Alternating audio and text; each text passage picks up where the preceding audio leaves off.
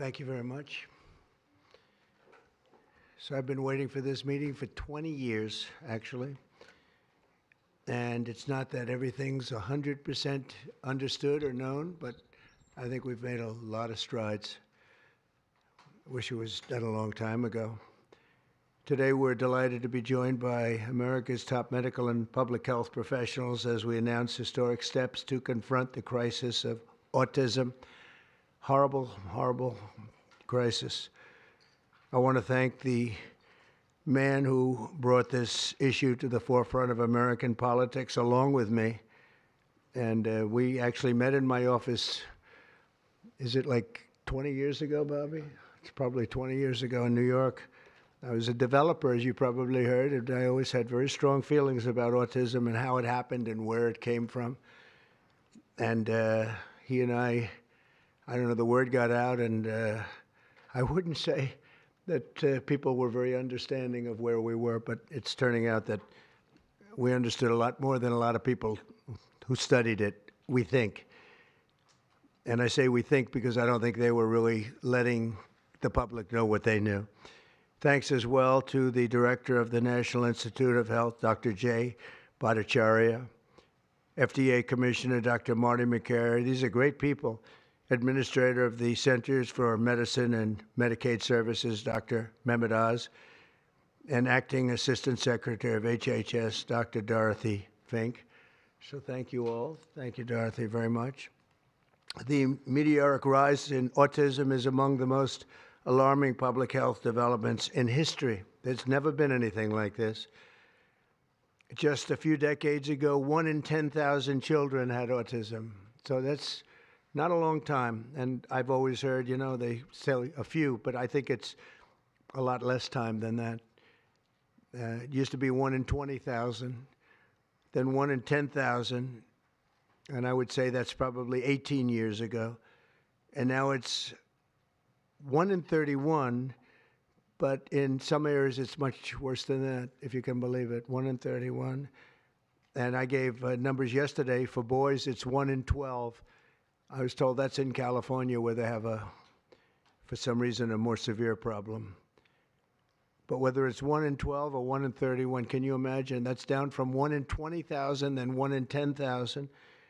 And now we're at the level of 1 in 12 in some cases for boys. 1 in 31 overall. So since 2000, autism rates have surged by much more than 400%. Instead of attacking those who ask questions, everyone should be grateful for those who are trying to get the answers to this complex situation. And the first day all of these great doctors behind me were there, I told them this is what we have to find out. Because when you go from 20,000 to 10,000, and then you go to 12, you know there's something artificial. They're taking something. And by the way, I think I can say that there are certain groups of people that don't take vaccines and don't take any pills that have no autism. That have no autism. Does that tell you something? That's currently, is that a correct statement, by the way? There are some studies that suggest that, yeah, with the Amish, for example. The Amish, yeah, virtually. I heard none. See, Bobby wants to be very careful with what he says, and he should, but I'm not so careful with what I say. But you have certain groups. The Amish, as an example, they have essentially no autism. First, effective immediately, the FDA will be notifying physicians that the use of well, let's see how we say that. Acetaminophen. Is that okay? Which is basically commonly known as Tylenol during pregnancy, can be associated with a very increased risk of autism. So taking Tylenol is not good. All right, I'll say it. It's not good. For this reason, they are strongly recommending that women limit Tylenol use during pregnancy unless medically necessary. That's, for instance, in cases of extremely high fever, that you feel you can't tough it out, you can't do it. I guess there's that. It's a small number of cases, I think. But if you can't tough it out, if you can't do it, that's what you're going to have to do. You'll take a Tylenol, but it'll be very sparingly. It can be something that's very dangerous to the woman's health. In other words, a fever that's very, very dangerous, and ideally a doctor's decision, because I think you shouldn't take it. And you shouldn't take it during the entire pregnancy. They may tell you that toward the end of the pregnancy, you shouldn't take it during the entire. And you shouldn't give the child a Tylenol every time he's born and he goes and has a shot. You shouldn't give a Tylenol to that child. All pregnant women should talk to their doctors for more information about limiting the use of this medication while pregnant. So ideally, you don't take it at all, but if you can't tough it out, if there's a problem, you're going to end up doing it. The other thing that I can tell you that I'll say that they will maybe say at a little bit later date, but I think when you go for the shot, you do it over a 5-time period. Take it over 5 times or 4 times, but you take it in smaller doses and you spread it out over a period of years. And they pump so much stuff into those beautiful little babies. It's a disgrace. I don't see it. I think it's very bad. They're pumping, it looks like they're pumping into a horse. You have a little child, little fragile child, and you get a vat of 80 different vaccines, I guess, 80 different blends, and they pump it in. So ideally, a woman won't take Tylenol.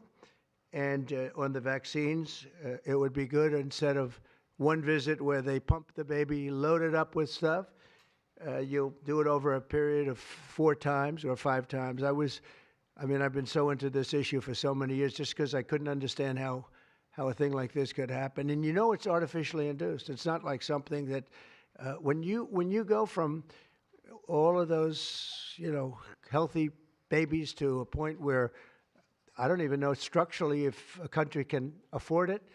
And that's the least of the problems. To have families destroyed over this is just so terrible.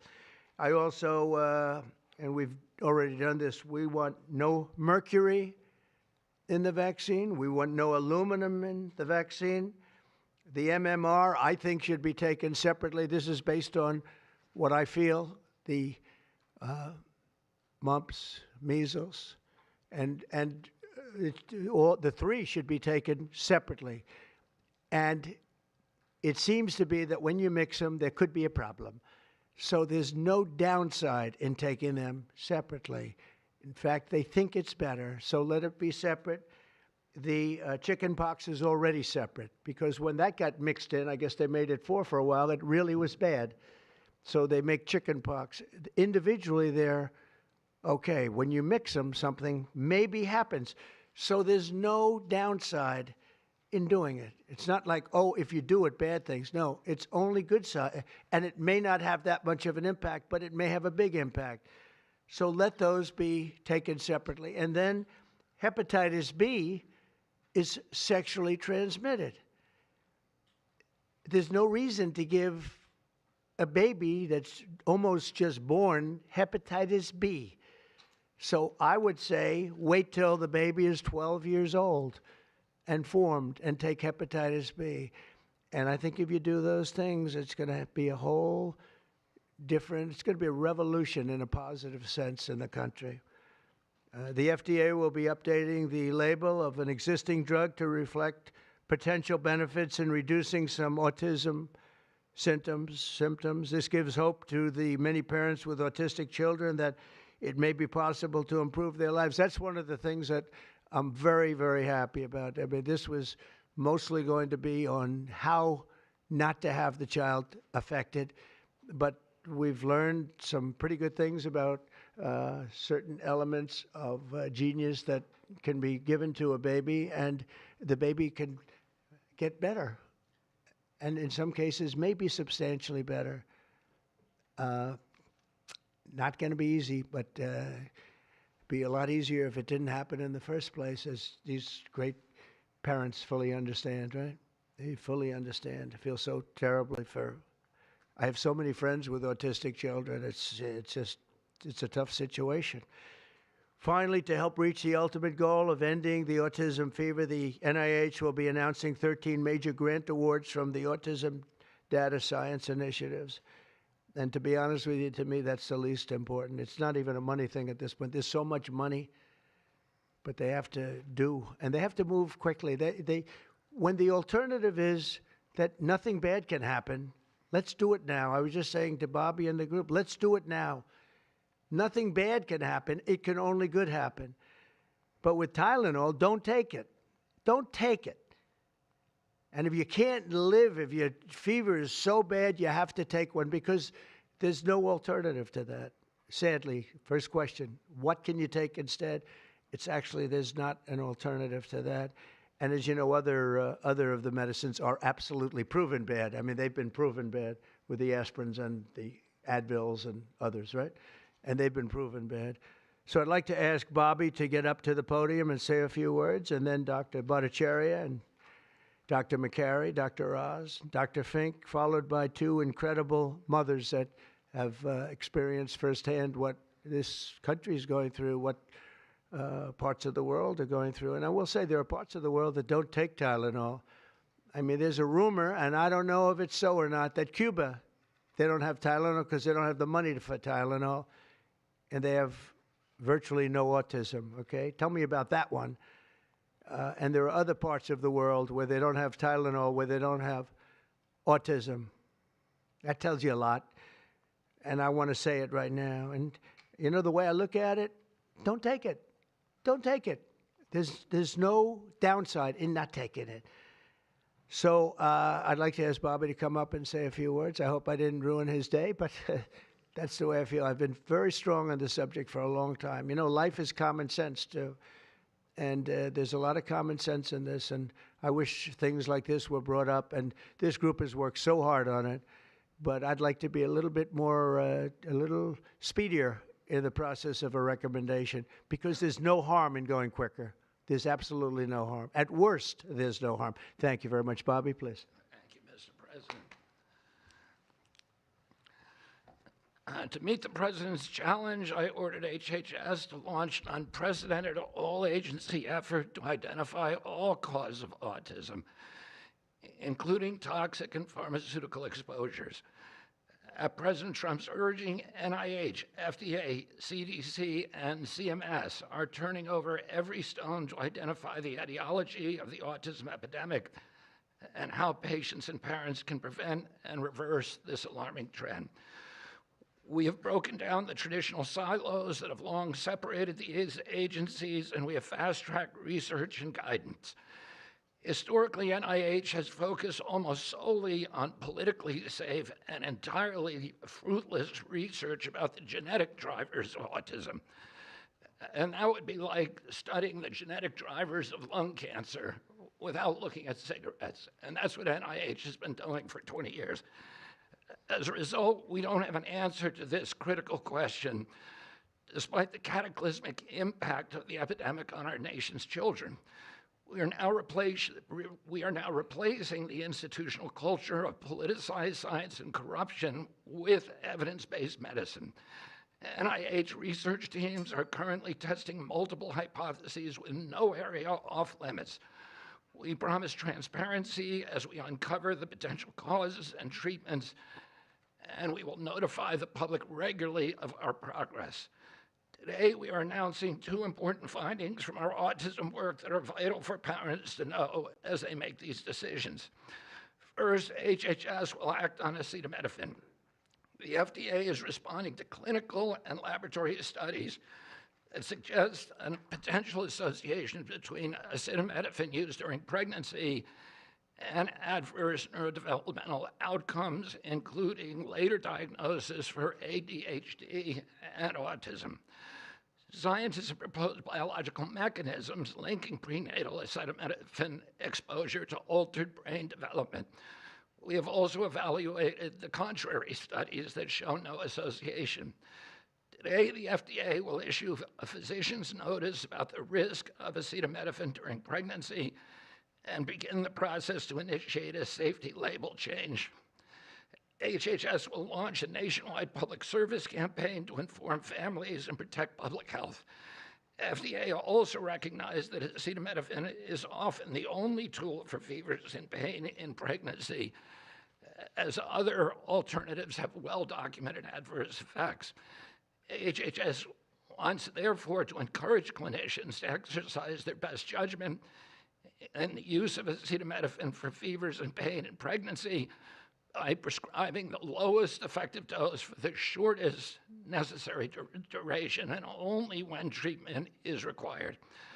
Furthermore, thanks also to the politicization of science, the safety of acetaminophen against the risk of neurodevelopmental disorders in young children has never been validated. Prudent medicine, therefore, suggests caution in acetaminophen use by young children, especially since strong evidence also has associated it with liver toxicity. Some studies have also found the use of acetaminophen in children can potentially prolong viral illnesses. FDA will drive new research to safeguard mothers, children, and families. In addition to a possible acetaminophen connection to autism for pregnant women, infants, and toddlers, our research has revealed that folate deficiency in a child's brain can lead to autism. We have also identified an exciting therapy that may benefit large numbers of children who suffer from autism. Peer-reviewed literature has documented that up to 60% of folate-deficient children with ASD can have improved verbal communications if given leucovorin. I have instructed NIH, FDA, and CMS to help doctors treat children appropriately. Jay will help tell that story, which started with sound science, the kind that restores faith in government. This announcement also represents a historic collaboration between NIH, FDA, CDC, and CMS. We expect this to be the first of many announcements over the coming years that deliver actionable information to parents on underlying cause of autism and the potential paths for prevention and reversal. Finally, autism is a complex disorder with multifactorial etiology. We are continuing to investigate a multiplicity of potential causes with no areas of taboo. One area that we are closely examining, as the President mentioned, is vaccines. Some 40 to 70% of mothers who have children with autism believe that their child was injured by a vaccine. President Trump believes that we should be listening to these mothers instead of gaslighting and marginalizing them like prior administrations. Some of our friends like to say that we should believe all women. But some of these same people have been silencing and demonizing these mothers for 3 decades because research on the potential link between autism and vaccines has been actively suppressed in the past. It will take time for an honest look at this topic by scientists. But I want to reassure the people in the autism community that we will be uncompromising and relentless in our search for answers. We will perform the studies that should have been performed 25 years ago. Whatever the answer is, we will tell you what we find. We are researching this issue to all 3 agencies. Jay will discuss one of our research initiatives at NIH. This model of unleashing unbiased, depoliticized, gold standard scientific research and academic freedom to deliver actionable information to prevent and reverse disease will be a model for the framework to deliver similar results for many other chronic conditions that plague Americans. Jay? Thank you, Secretary Kennedy, and thank you, President Trump. Thank you very much. I'm proud to announce today that the NIH has launched the Autism Data Science Initiative to turbocharge autism research, devoting an additional $50 million to the cause of studying autism. Nearly 250 research teams from across the country applied, sent in their applications, and were peer-reviewed by the NIH review panels. The NIH peer reviewers chose the 13 best projects focused on root causes and therapies, with replication and validation studies to guarantee gold standard science. The studies feature a new kind of science called exposomics, where scientists consider environmental and medical factors, nutrition, events during pregnancy, in combination with biology and genetics to answer vital questions about autism. Science like this, conducted in partnership with families and physicians, is the best way to arrest and reverse the autism epidemic. Autism spectrum disorder encompasses a very wide range of symptoms, ranging from mild difficulties with social interactions to profoundly autistic children who experience severe disabilities in speech and behavior. Given this wide range of symptoms across the spectrum, it seems certain that there will be a wide range of biological contributors to explaining the cause. The great thing about the new NIH initiative on autism is that scientists will use rigorous advanced methods in causal inference, machine learning, organoids, and other fresh approaches to the problem. The sharp rise in the prevalence of autism deserves an urgent response by the scientific community.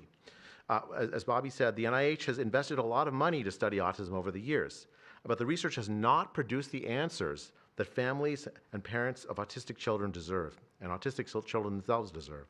For too long, it's been taboo to ask some questions for fear the scientific work might reveal a politically incorrect answer. Because of this restricted focus in scientific investigations, the answers for families have been similarly restricted, often pointing families to behavioral therapies that don't work for every kid, or suggest non-modifiable genetic factors as the cause. But genetics alone can't explain such a sharp rise in autism prevalence over just a few decades, as the president said. In coming months and years, as NIH scientists learn more that can help autistic children and their families, we won't delay. Like scientists often like to do, I can say as a scientist myself, it's really tempting to delay, but but in face of a problem like this, you have to move fast. But we will not delay before telling American people about what we find, and we will win the public trust with transparency and rigor. Already, our broadened focus on autism research has pointed to 2 items that will help families prevent and treat some cases of autism. I'll leave the good news on these 2 items to my close friends and colleagues, Dr. McCary and Dr. Oz. We've been working together closely on this problem for the past 6 months, and our cooperation represents an unprecedented collaboration with Secretary Kennedy's Department of Health and Human Services and with President Trump. I'm delighted to introduce Dr. Marty McCary, Commissioner of the Food and Drug Administration, who will tell you about these announcements of practical help for families with autism. Great, thank you, Dr. Bhattacharya. Mr. President, this is the start of a historic shift in medical culture. This administration is working together to ask big questions about why our nation's children are getting sick so fast. Too often, medicine is doing small little studies, giving us answers we already knew. But we've got to make a difference. You've given us a charge to identify root causes, and we are not going to stop so that we can end the suffering we are watching. And if you've seen a kid with autism, with severe autism, it's hard to watch. Kids get frustrated, they get angry, they can be crying because they want to speak and they can't speak. It's hard to watch, and it may be entirely preventable. For an epidemiologist, that child is an expanding statistic, but for a child, it can be brutal to have autism. Today, the FDA is taking action to update the label on acetaminophen and sending a letter to all U.S. doctors letting them know about the risks in pregnancy. We now have data we cannot ignore. There's a very large study, the Boston Birth Cohort, with researchers that have, from Johns Hopkins, my former institution, and Boston University, found quote-unquote consistent associations between acetaminophen in pregnancy and autism. And the Nurses' Health Study with researchers from Yale, Columbia, and Harvard looking at 9,000 kids found that acetaminophen use in pregnancy was associated with neurodevelopmental disorders. And 4 weeks ago, a Mount Sinai Harvard study reviewed all the existing literature and found the overwhelming body of evidence points to an association. Sure, you'll be able to find a study to the contrary. That's how science works. But to quote the dean of the Harvard School of Public Health, there is a causal relationship between prenatal acetaminophen use and neurodevelopmental disorders of ADHD and autism spectrum disorder. We cannot wait any longer. And honestly, there's been this perfunctory, reactionary, mindless practice in medicine. I learned it in medical school and residency. Just treat all fevers, low-grade fevers, treat them with acetaminophen. Why? What are we doing?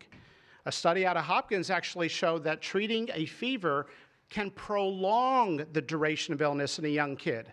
Maybe that's because a fever is a body's natural way of ridding an infection.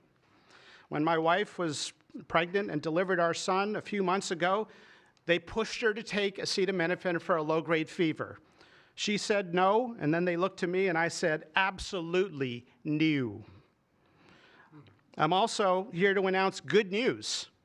Today, the FDA is filing a Federal Register notice to change the label on an exciting treatment called prescription leucovorin so that it can be available to children with autism. You know, autism may also be due to an autoimmune reaction to a folate receptor on the brain, not allowing that important vitamin to get into the brain cells. It's a fairly established, mature pathway. Again, we have a duty to let doctors and the public know we are going to change the label to make it available. Hundreds of thousands of kids, in my opinion, will benefit. One study found that with kids with autism and chronic folate deficiency, 2/3 of kids with autism symptoms had improvement, and some marked improvement. Mr. President, you told us to do what's medically right, to go bold, and not worry about the corporations and the lobbyists, so that's what we're here doing today. Thank you, Mr. President. Good, thank you. Thanks, Marty. I think you all appreciate the passion in the President's voice. We've been hearing that since the inauguration. In fact, even before the inauguration, the President was upset about what he spoke to today.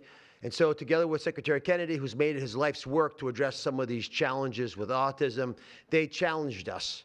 In fact, they were harsher than that. They wanted no silos to break down what the NIH would do, what the FDA would do, what CMS would do. They insisted that the physician leaders bust through the clutter because their agencies had the power if we didn't do what every other prior administration had done, which is to let people function within their siloed environments. Because of that, in historic fashion and a very accelerated manner, we have a response today to the autism crisis. It is the first of several chapters, but this is breaking news. You've heard some of it.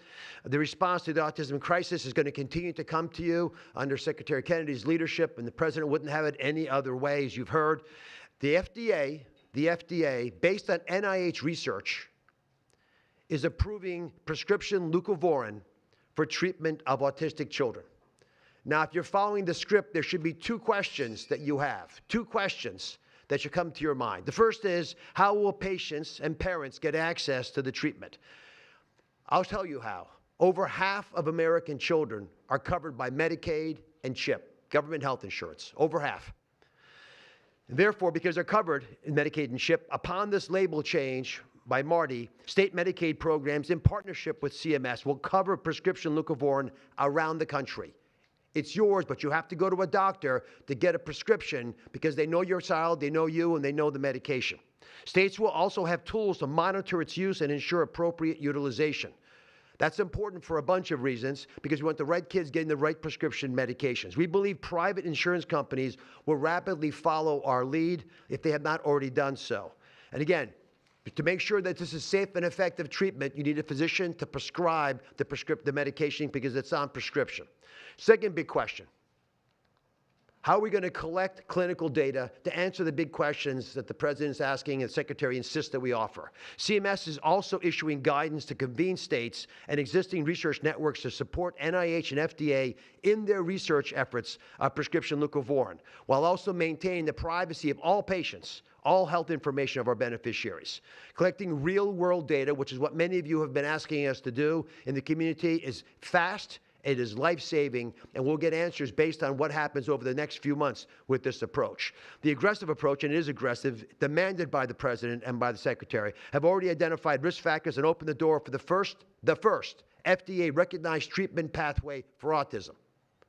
It is the first of its kind, and it wouldn't have happened without the leadership of the President and the Secretary. The five-fold increased prevalence of autism over the past 25 years demands a rapid response. The average clinician, researcher, we spoke to many, thought it would take 5 years to get this data. Parents are unwilling to wait 5 years. The President is unwilling to wait 5 years for these results. So the President and the Secretary are acting today with this tri-agency move. The administration's bold actions investing in groundbreaking research follow the science. They restore trust, which has been lacking, and they will change the trajectory for millions of American families. Mr. President, God bless you for being brave. So let me introduce Dr. Fink, who's acting administrator, and after Dr. Fink, we've got some wonderful women, Jackie and Amanda. I know it's going to be tough, but if you can make some comments about this historic day. God bless you. Thank you, Mr. President, for this opportunity to speak with all of you today. As a pediatrician and mom, I am here today to talk about what this announcement means for the millions of moms and dads who are faced with the choice of whether to take acetaminophen during pregnancy. It's hard to hear information that challenges the status quo. We are sharing this information not to confuse, but to empower parents to make the best choices when taking medications during pregnancy. We are all concerned about the rising rates of neurodevelopmental disorders, including autism. President Trump and Secretary Kennedy are dedicated to radical transparency so that patients have the best, most up-to-date information. We are also sharing this information with our nation's doctors, and we encourage you, as always, to consult with your doctor to make the best decision for you. All too often, it's easy to think that medicines we buy without a prescription pose little to no risk for the mom or the baby. As you heard today, pregnant women who need high fever or pain reduction during pregnancy should take the lowest effective dose of acetaminophen for the shortest possible duration.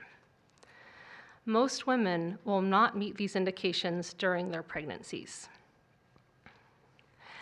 I am encouraged by these developments today because it is another example of our commitment to the American people to leave no stone unturned in improving the health of our nation's children.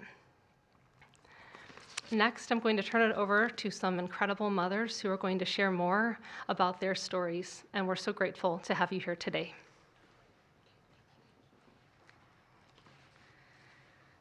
Thank you. Thank you, Mr. President and team, for all your work. This is an historic day, and I'm thankful to be here. I have a son who's 5, who is profoundly autistic, and you've probably heard if you've met one autistic child, you've met one autistic child. It's a spectrum, which I don't think the spectrum is helpful, but that's another conversation.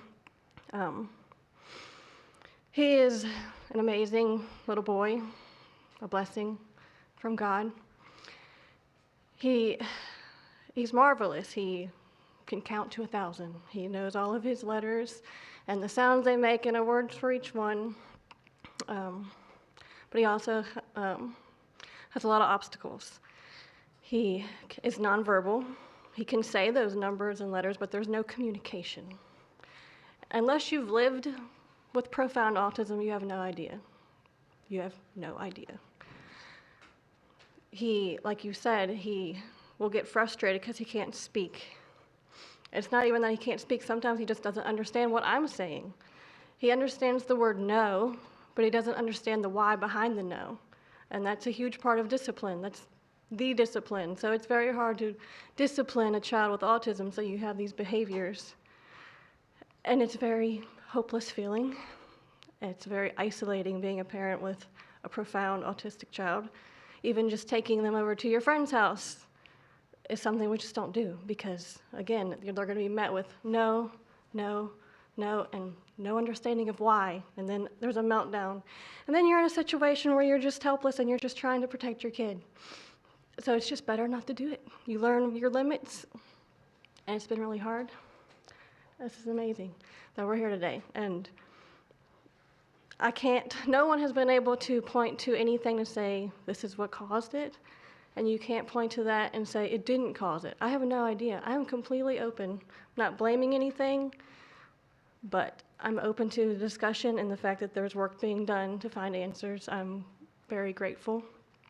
I was already excited to vote for Mr. Trump anyway, Mr. President, but when we got word of RFK doing his work, I was ecstatic. I could not wait for this work to be done, that somebody would try to find us some answers. I'm just very grateful. I pray for my son every day, and hope that he can get the help that he needs. And just thank you. Thank you. Thank you very much. Thank you, Tony. You take care of yourself. Thank you.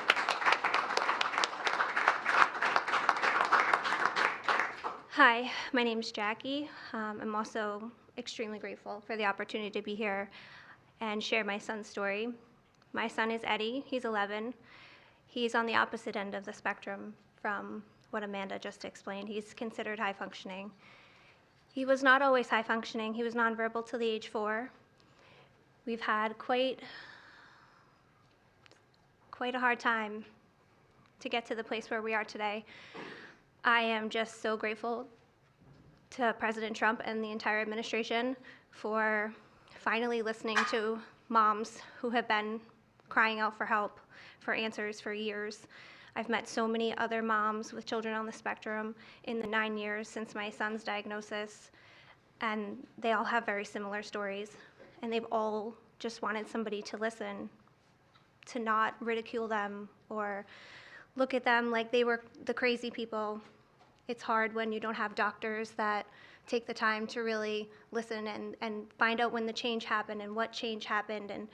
And it's just, I've been praying for this day for 9 years, and I'm so thankful to God for bringing the administration into our lives. And I'm speechless. This day is a day I never thought would happen.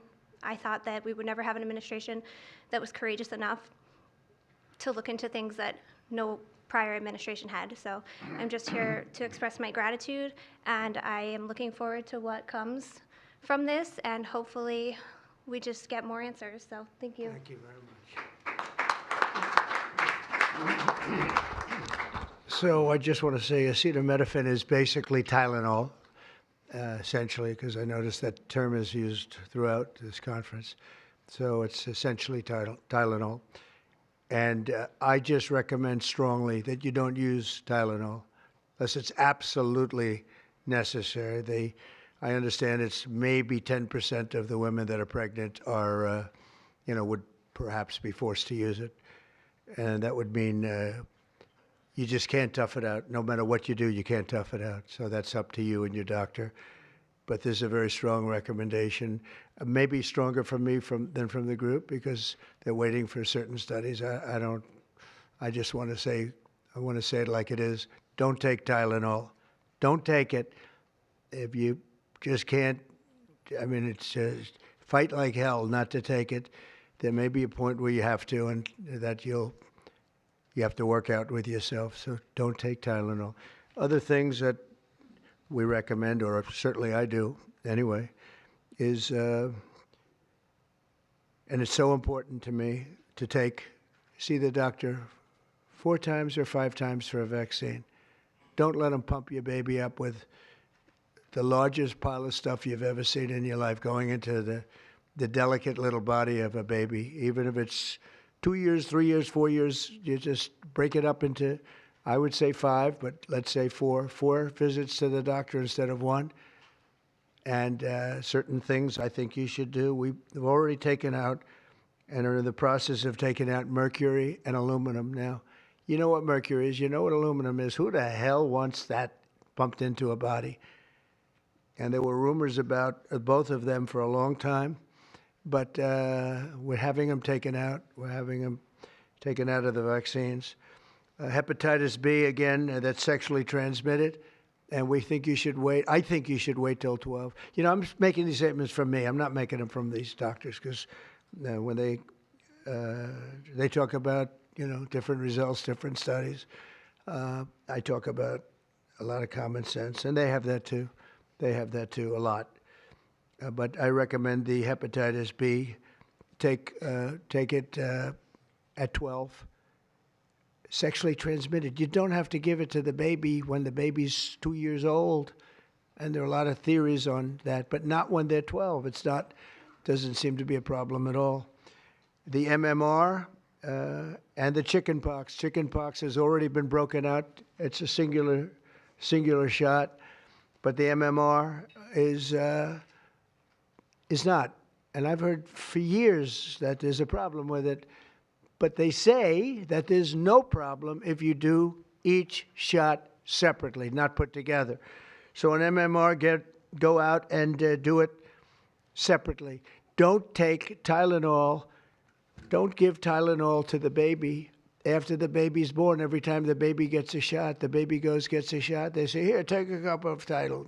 I've heard that for years. Take Tylenol. Don't take Tylenol. Don't have your baby take Tylenol. Now, Tylenol is fine for people that aren't pregnant, that aren't in the situation that we're talking about. One very specific situation. If you're pregnant, don't take Tylenol. When you have your baby, don't give your baby Tylenol at all, unless it's absolutely necessary. Don't do it. Break up your visits to the doctors. Break them up. Do it in 5 if you can. Now, it's inconvenient. It's inconvenient. Oh, you have to go back another year later. You're going to go back each year for 4 years, 5 years, 3 years. Just break it up. Break it up, because it's too much liquid. Too many different things are going into that baby at too big a number. The size of this thing, when you look at it, it's like 80 different vaccines and beyond vaccines, and 80. And you give that to a little kid. I mean, I can tell you that I had a woman who worked for me, a beautiful, wonderful woman, worked in Trump Tower, and she had the most perfect child. Beautiful, just perfect. And I remember this little blonde-haired boy running around the lobby of Trump Tower, so healthy and so vibrant. And I said, that's great. And one day I came in and she was crying her eyes out behind the counter. She worked at the front desk. She was crying her eyes out. I've never, as much as I've ever seen anyone distraught, she was. I said, are you okay? What happened? My boy, I've lost my boy. What does that mean, your boy? My boy, you know him, sir. You've seen him grow up. He was so beautiful. And I took him for a vaccine, sir. And he developed this unbelievable, I think she said 107, 108. You know, it goes well beyond when this happens. It goes up to 106, 107, 108. You know, we hear 105 and you're in trouble, but it just goes up to a level that you never hear about, but it goes up very high. And it's fried. They get fried. She said, I took him, he developed an unbelievable temperature. And I've lost him, sir. He's gone. And then I saw the boy. It was so tragic to see. That was the following day. That was the following day after the vaccine. And I've seen it 2 other times, and I think 3 other times, but 2 other times, where they go to the doctor and they get the vaccine, they get the shot. The kid is, badly hurt. Let's be nice, badly hurt. And just do it. Break it up into 5, break it up into 4, break it up into 3 if you have to, but go to the doctor 4 times instead of once, or 5 times instead of once. And for some reason, they insist that you put it all into the body, and maybe that's the drug companies that make more money that way. Maybe it's the doctors because they don't want to be, doing this so much. Maybe it's the doctors. They get maybe more money. Who the hell knows what it is? Don't do it. Get them broken into 4 or 5 visits. Do it 4 or 5. That means you have 20%, 25% what you're putting into the baby's body. It can only help. It can only help. And the other things I told you about, just the word tough it out. It's easy for me to say tough it out, but sometimes in life, with a lot of other things, you have to tough it out also. Don't take Tylenol. Don't give Tylenol to the baby. When the baby's born, they throw it at you. Here, give them a couple of Tylenol. They give them a shot. They give them a vaccine. And every time they give them a vaccine, they're throwing Tylenol. And some of these babies, they're long born, and all of a sudden they're gone. And it doesn't hurt not to do it. It doesn't hurt. There's no downside. There's no downside at all. And break up MMR. Break it up. It's practically a known fact that if you break it up, you're not going to have a problem. But for years, we've been hearing how bad MMR is as a combination. And I'm very happy that you broke out chickenpox, because that was really a problem. And there are other things. It's interesting because there are other things, we were talking about it, other different drugs, pills that you take that we know are so bad and they don't take them anymore. But for some reason, with this, they keep taking it. Don't take Tylenol. There's no downside. Don't take it. You'll be uncomfortable. It won't be as easy, maybe, but don't take it. If you're pregnant, don't take Tylenol. And don't give it to the baby after the baby is born. And you know, we have more than 3 years left. And I told Bobby and the doctors behind me, and they are so committed to this, I told them that this is the number one thing I want to do from you. And you know, we have something else called Favored Nations, where I'm going to be reducing drug prices by 1,000%, by 900, 600, 500, 1,200. We're going to be reducing drug prices at levels never seen. It's called Favored Nations. We're going to be paying what right now, we're like the garbage can for the rest of the world, and we have been for forever. We pay much higher for drugs than the rest of the world. We subsidize the rest of the world. We're not doing that anymore. And that's a big thing. That's a big thing. That's bigger than anything. I told the story the other night that I was so proud in my first term that for the final year, drug prices went down 0.25%, and I was so proud. I said, why? I'm the first one to do it. I think it was 28 years, they said, where drug prices went down from the beginning of the term to the end. And I was so proud. I called a news conference. I said, you know, drug prices have gone down. First time it's happened in 28 years. You know what it was? 0.25%. I was so proud. Now we're going to have them go down from $100 a pill to $9 a pill, from $1,300 for a shot of like an Ozempic or the fat, I call it the fat pill or the fat drug. Sometimes it works, I guess, for people. The ones I've seen, it hasn't worked so well. I got a lot of friends, they're fat. They said, yeah, I lost some weight. I said, you don't look it to me. But they paid $1,300, $1,200, and they go to London and they pay $88. And they call me, they go, what's this all about?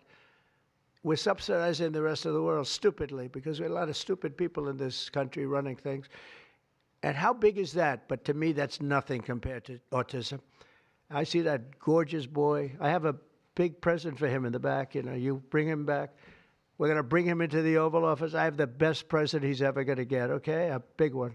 I saved it for you, okay? Because I heard you were coming. Look how beautiful he is.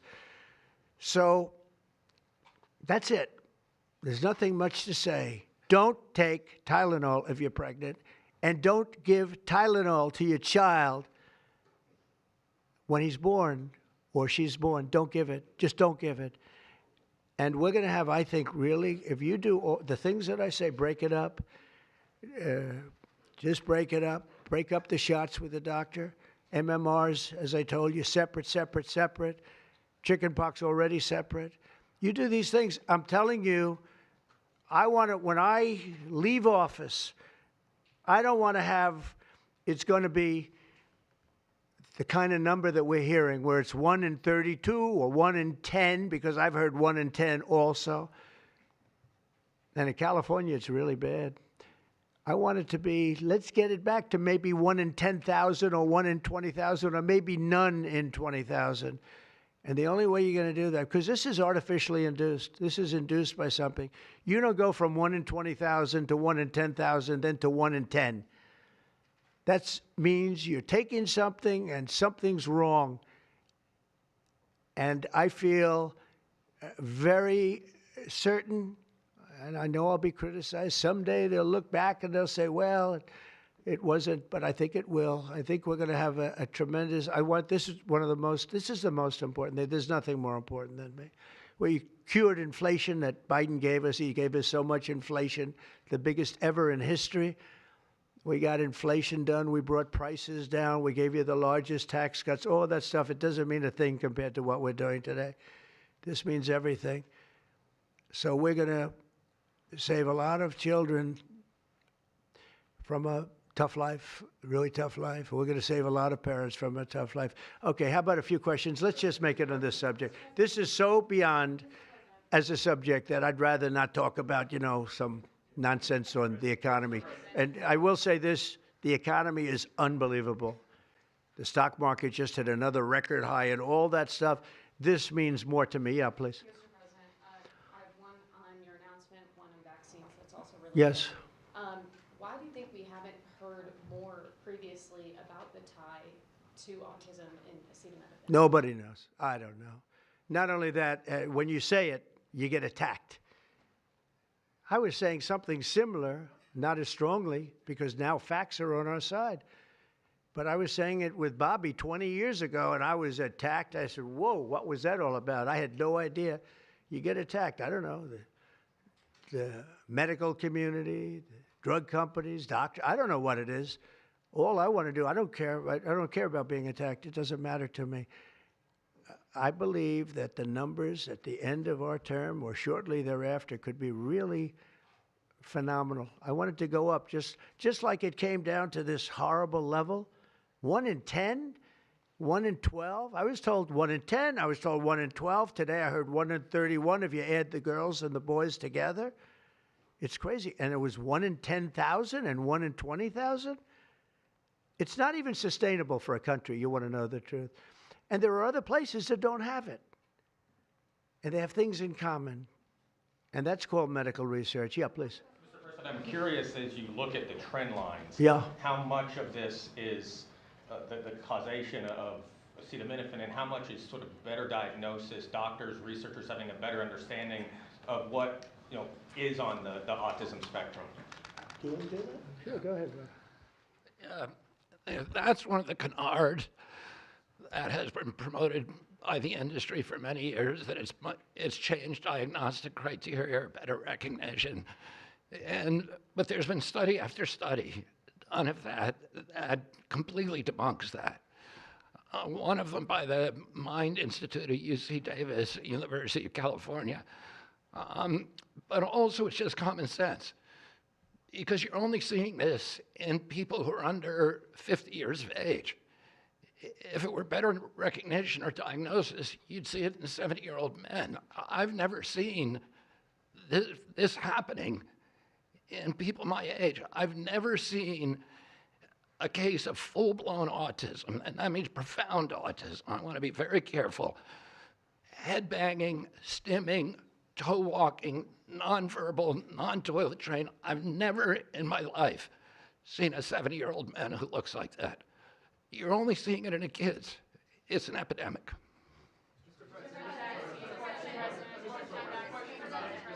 President, I was hoping that you could clear up confusion for moms and dads across America, many of whom voted for you. There's a statement that was put out by the American College of Obstetricians and Gynecologists, and in their statement, they write, acetaminophen remains a safe, trusted option for pain relief during pregnancy, and that's at odds with what you said and with what many of the experts say. How do you... It's the establishment. That's the establishment. They're funded by lots of different groups. And you know what? Maybe they're right. I don't think they are, because I don't think the facts bear it out at all. They're fighting for something that, in my opinion, they shouldn't be fighting for. But here's the thing. There's no downside to doing, other than a mother will have to, as I say, tough it out a little bit. There's no downside to doing this. It's not like, oh, if you do this, you're going to die. There's no downside. There's no downside to going over a 4-year or a 5-year period or a 3-year period, or even if you space them out for 6 months, you space it out. There's no downside. And that's why I will say the gentleman behind me, they have very strong views, and they feel that we're right, but they'll have more research done over the next 2 months. I said, well, 2 months is a long time. A lot of people could be saved, and there's no downside to doing it. Everything I said, there's no downside to doing it. It can only be good. And I think you're going to see very good results. That's establishment stuff, and we've been reading that about a lot of things for years. And you know what's happened? We've gone from 1 in 20,000 to 1 in 10,000 to 1 in 32 to 1 in 10. Think of it. 1 in 10 or 12 or 1 in 31. Think of it. 1 in 31 people, young kids, get autism? What is it, Jeff? My question is about leucovorin. You mentioned that as part of your plan. That is also a chemotherapy treatment. Have you been in touch with the drug companies to Why don't increase I have the production doctor about answer that? that, And just, I'm going to throw in my follow-up at the same time. Dr. Oz mentioned that this will be available with CHIP, children who are on CHIP. But the big beautiful bill reduced funding for CHIP and Medicaid by $1 trillion over the next 10 years. Are you concerned that that will impact your ability to get this drug out? I'll explain it to you in a second, but please go ahead. Thank you. Thank you. Leucovorin is not a chemotherapy, but it is a vitamin given with chemotherapy sometimes. And the idea here is that the folic acid receptor in the brain is blocked by some antibody response. It might be 20, 40, 50% of kids with autism. And leucovorin will bypass that blocked receptor. And that's why so many doctors are probably seeing so much clinical improvement on kids with leucovorin. So are you going to increase production? Yeah, we've been in touch with the companies, and they are prepared to ramp up production, and we actually talked to them about a month ago. And on your second part of your nasty question, the number is that the great big beautiful bill, which is the greatest, I think one of the best things ever passed in the history, with the tax cuts and regulation cuts and all of the things it does, no tax on tips, no tax on Social Security, no tax on overtime, all of it does. It also gives $200 million, as just explained by Dr. Oz, and I'd like you to explain that to exactly what you're saying. The Big Beautiful Bill actually increases Medicaid spending projected over the next 10 years by $200 billion. There's also a $50 billion Rural Health Transformation Fund, which will allow a lot of these programs to get in the rural parts of the country that the President and Congress are handing to governors to start distributing. Those grants have already gone out. The money will be allocated by the end of this calendar year. And I want to point out that the ability of NIH to do research that feeds and hands the ball to the FDA, which then can change labeling to allow Medicaid programs in states to fund this program, will ensure that the things that President Trump and Secretary Kennedy desire are financially affordable for the families around America. You mentioned CHIP, sir. That's why I asked that question. You mentioned that CHIP would fund this virtual center. Well, most of the kids are on Medicaid, probably 43% on Medicaid, another 8-10% on CHIP, and all the programs in general are being evaluated. Most of what the One Big Beautiful Bill was seeking to do was to remove fraud, waste, and abuse. But the programs themselves should stay financially intact for the people for whom they were designed, and in this case, for children. And the only thing we cut, so that's $200 billion positive. The only thing we cut was for fraud, waste, and abuse, of which there was a lot in this country, and nobody minds that. Yeah, please. Mr. President, you said that there is no reason to give newborn babies hepatitis B vaccines. But hepatitis B can be contracted not just through sexually transmitted diseases. It can come from needles to open wounds. So when you say you feel, is that appropriate to be telling? I think it's absolutely appropriate. I think they should wait till they're 12 years old. Yes, please.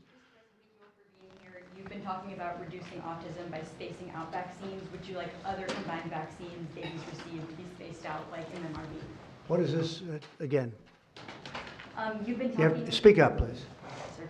You've been talking about reducing autism by spacing out vaccines. Right, correct. Would you like the other combined vaccines babies receive to be spaced out like MMRV? I would say yes, but that just is, for me, it's a lot of common sense involved in this. It's a process, but we're looking, but it should at least be given separately. Now, it's possible that you can reduce them and give it, I'd give them in small doses, but it's possible maybe in that particular case, the MMR wouldn't work in small doses, but you can certainly give them as separate shots. It's been proven to be very safe when you give them in separate shots instead of mixing. So I don't think there's any reason to do that. Do you agree with it? I'm not a doctor, but I'm giving my opinion. I don't think there's any reason to do that. So it's been proven to be safe when you break them up. But MMR by itself, I've heard bad things about it for many years. Yes, please. Mr. President, is the spectrum too broad, in your opinion? For research purposes, you are dealing with a population of children who might have social boundary difficulties, and then you have children who are, going to grow up to be adults in diapers. I mean, what do you think? We don't know how broad the spectrum is. We don't know exactly where it starts and where it ends, but we do know what we're going through. We're going through some very serious trouble, and we know autism. I mean, it could be bigger, it could be small, a little bit smaller, but the number is unacceptable. And the number, the way it's come down, because the spectrums remain the same, the number, the way it's come down is just unacceptable, meaning come down to that level of 1 in 10, 1 in 12, 1 in 31. Go ahead in the back. President, this question is more directed towards Secretary Kennedy. It was talked about that we're just kind of finding out about the fact that babies are affected this way. Is there a concern that information is being suppressed right now within HHS, and could an investigation perhaps be launched? Well, I think information has been really not given out very freely over the years, absolutely. And I think that's by drug companies and maybe doctors, but I certainly think that over the years. I think this is a different group. We have a lot of information. And that information, I mean, it's the information that we have that we're making these statements. And I'm making them out front, and I'm making them loud, and I'm making them strongly not to take Tylenol, not to take it. Just don't take it unless it's absolutely necessary, and there's not too many cases where that will be the case. And again, what's the worst? The worst is nothing can happen. It's very positive. That's a positive thing. But I don't believe I don't actually believe that's possible. I think the results are going to be amazing. I want to see amazing results by the time I leave this beautiful building. And I will consider this, I believe, you know, with the wars, I've stopped 7 different wars. I've saved millions of lives. I've done a lot of things. This will be as important as any single thing I've done, because I know ladies, beautiful ladies just like this that are going through the same thing. And it's not easy, and I admire you for being able to do it. But I admire him, too. I wish I had a face that looked like that. If I looked like him, I would have been president a long time ago. Is widely used in other countries, too. As you make this announcement, do you expect your decision may affect I hope they countries? follow it, yeah. I hope they follow it. Yeah, other countries are, you know, sell Tylenol. Some countries don't. I mean, I hear Cuba. Now, again, you'll have to check this out. But I hear Cuba doesn't have it because it's very expensive. And they don't have the money to have it, or they don't want to spend the money to have it. They don't have Tylenol. And I hear they have essentially no autism. So you'll have to check it out. Yeah, Brian, please. Medical professionals have warned No, for I said, no, not you. You're CNN. You're fake news. Go ahead, Brian.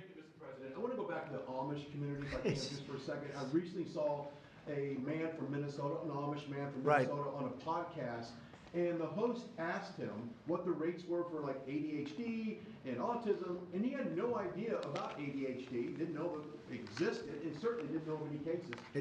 It doesn't exist with the Amish community, and they don't take all of this junk. It doesn't exist. That tells you, doesn't that tell you?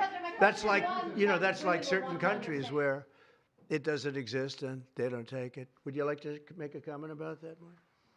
The Amish population is a very mixed group, so there's a subset that take vaccines, a subset that does not, and we know they have very low rates of chronic disease all across the board. Please. Thank you, Mr. President. Should the establishment media show at least some openness to, you know, trying to figure out what the causes of autism are? I wish they would, yeah. And why are they so closed-minded? Well, they just, look, it's not only the media, in all fairness, it's some people. When you talk about vaccines, they go crazy. And, you know, I'm a big supporter of vaccines. I got a certain vaccine approved in 9 months that would have taken from 5 to 12 years. I'm very proud of it. A lot of people think it was one of the greatest things I've done, and some people think, mostly Republicans, actually. I'll tell you, the Democrats think it was, they think Operation Warp Speed was one of the greatest things any president has done, any president. It's, you know, we're very proud of what happened. We got hit with something that came from a place that shouldn't have happened, but it did happen. You know, those things take place, and you're very unpleasantly surprised. But no, I'm a big believer in vaccines. The polio vaccine, big believer in vaccines. I know Bobby and you guys have it out a little bit, but he's a believer in vaccines too. But I've seen how great vaccines can be, how incredible they can be. So I'm a believer. Yeah. Yeah, please. Your comments you made about MMR and hepatitis B, I know you said those were your suggestions, but have you spoken with Secretary Kennedy about actually making those changes? I have, yeah, I have. I've spoken to all the doctors about it, and doctors that are not here right now. I've spoken to many doctors about everything we're talking about. And, the Tylenol has started to be spoken of over the last period of time, but we've been doing the research. A lot of what they've been speaking about comes from right here by research done by these people. And I just say it again, don't take Tylenol. Don't take it. And don't give it to your child after your child is born. And do all those other things, little things, just spread out your visits, et cetera, on the vaccine. And I want to thank everybody. This is a very important day. Thank you very much.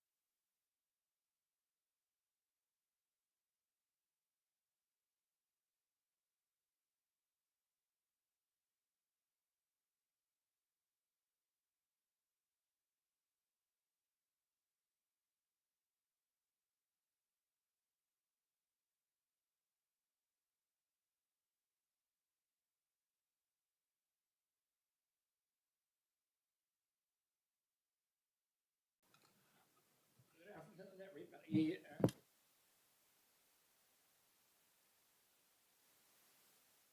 Sorry. Good afternoon, everybody, and thank you for joining us.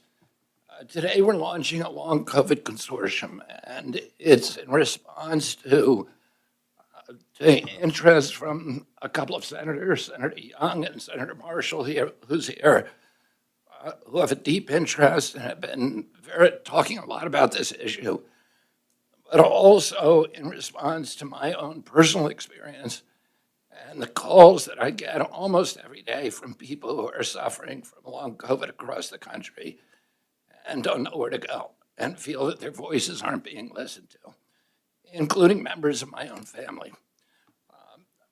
We wanted to do something different in response to this pandemic.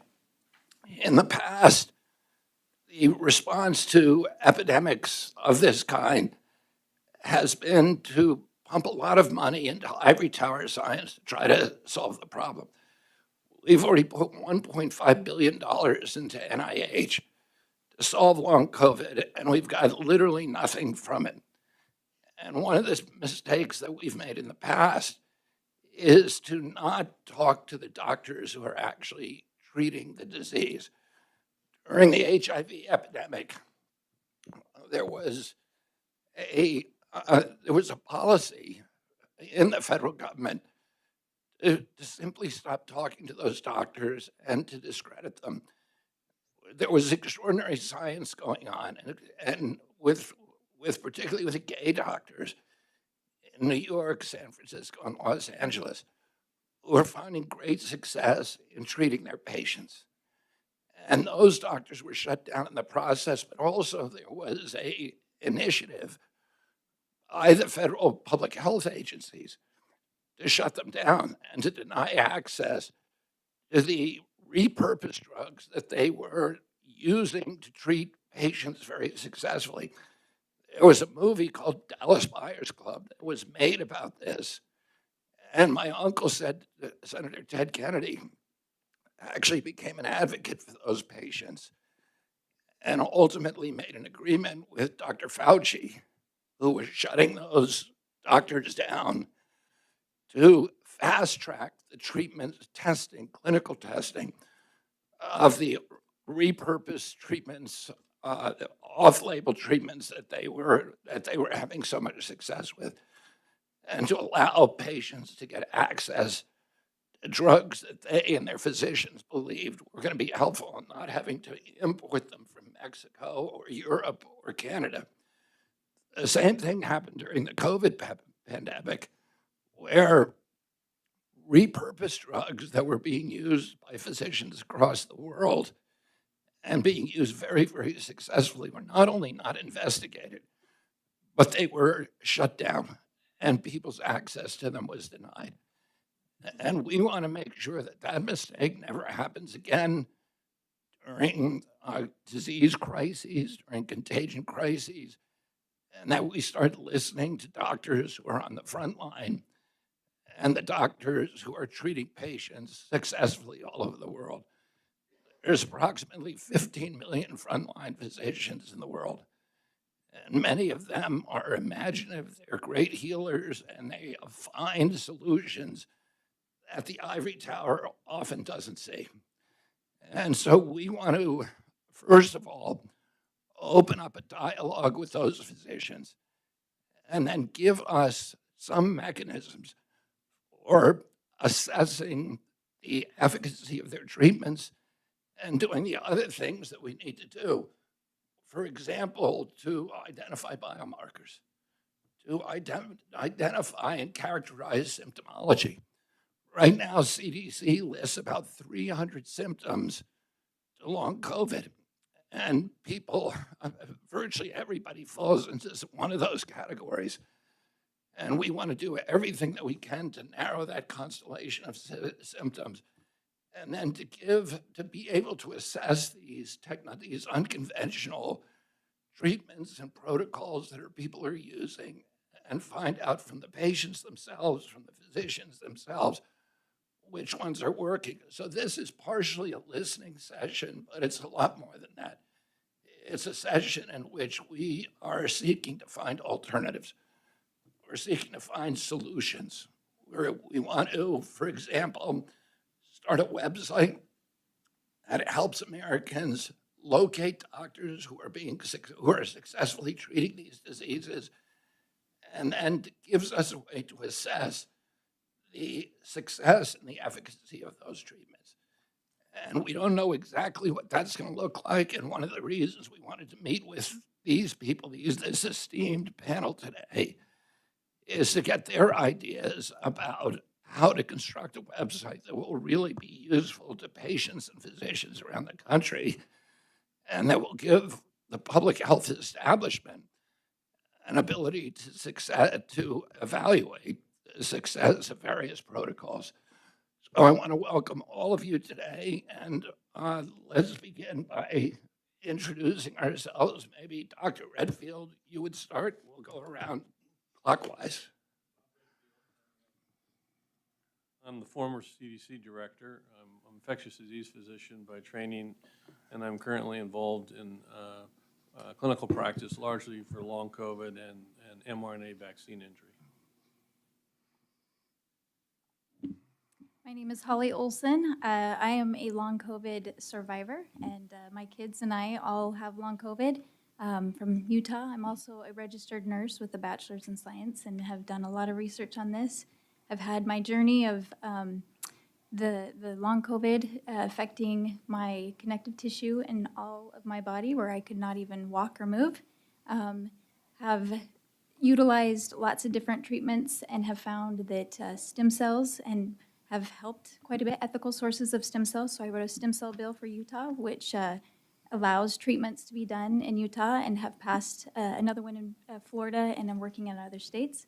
I've also have found that monoclonals have been a huge helping factor in calming the immune system down, along with peptides that have been also very helpful, and hyperbaric oxygen therapy has helped me and my kids and several of my long COVID friends. We are just grateful to have, be able to discuss this and to get some ideas to get people better, and I appreciate this time. Hello, Mr. Secretary. Thank you for having me. It's an honor to be here with you all. My name is Devin Russell. I'm a co-founder of the Long COVID Foundation. Thank you for affording me the liberty to wear my mask. I think once I explain my history here, you might understand why I would wear one. First, I want to hand out a one-pager on some of the long COVID community needs. I had long COVID starting in March of 2020. I've had it for 5.5 years now. I did not take the COVID vaccine. I alone have had 170 plus symptoms, some very severe, Guillain-Barré, blood clotting, heart issues, brain dysfunction, and even delirium at a time because my brain was so inflamed, which it still is inflamed, but not to that level, but it's still a problem for me. I was near death at times, and that's not a hyperbole. I thought I was going to die.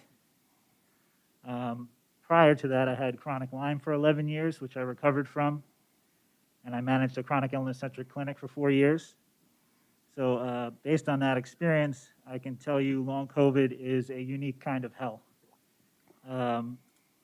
This is an urgent crisis that needs action now, as I'm sure you know. People are suffering and even dying, and a lot are holding on by a thread. So some of the things we need, of which there are many, but well-run common sense trials, biomarkers and tests, and development of antivirals and other drugs, because we have no tests, no biomarkers, and no treatments right now approved. So I look forward to discussing this in more detail today, and thank you. Thank you. Good afternoon. I'm Darcy Johnston, the Principal Deputy Director of the Intergovernmental and External Affairs Office in the Office of the Secretary. Hi, Ken Callahan, Head of Policy for the Secretary. Just want to thank everyone for coming, and this is something the Secretary has been very adamant and focused on making sure we brought together a roundtable of physicians and patient and other advocacy groups to make sure he could hear directly from them. This is something also he has stressed he wanted to make sure was live streamed, so it was open to the public, part of his campaign to make sure there's radical transparency.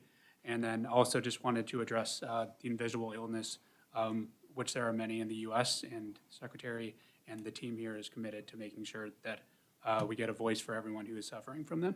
Thank you, everyone, for coming. I'm Jim O'Neill. I'm the Deputy Secretary of HHS and Acting Director of CDC. So here in this room, you have the heads of 4 of our science divisions and 1 of our data divisions.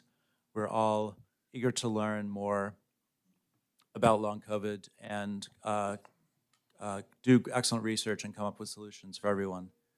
So I'd say long COVID is in the same clinical category as Lyme and Epstein-Barr and chronic fatigue syndrome, which is no consensus yet on biomarkers, no consensus yet on diagnosis, no consensus yet on causes or treatment, but definitely an important, urgent challenge that we need to discover everything we can about it.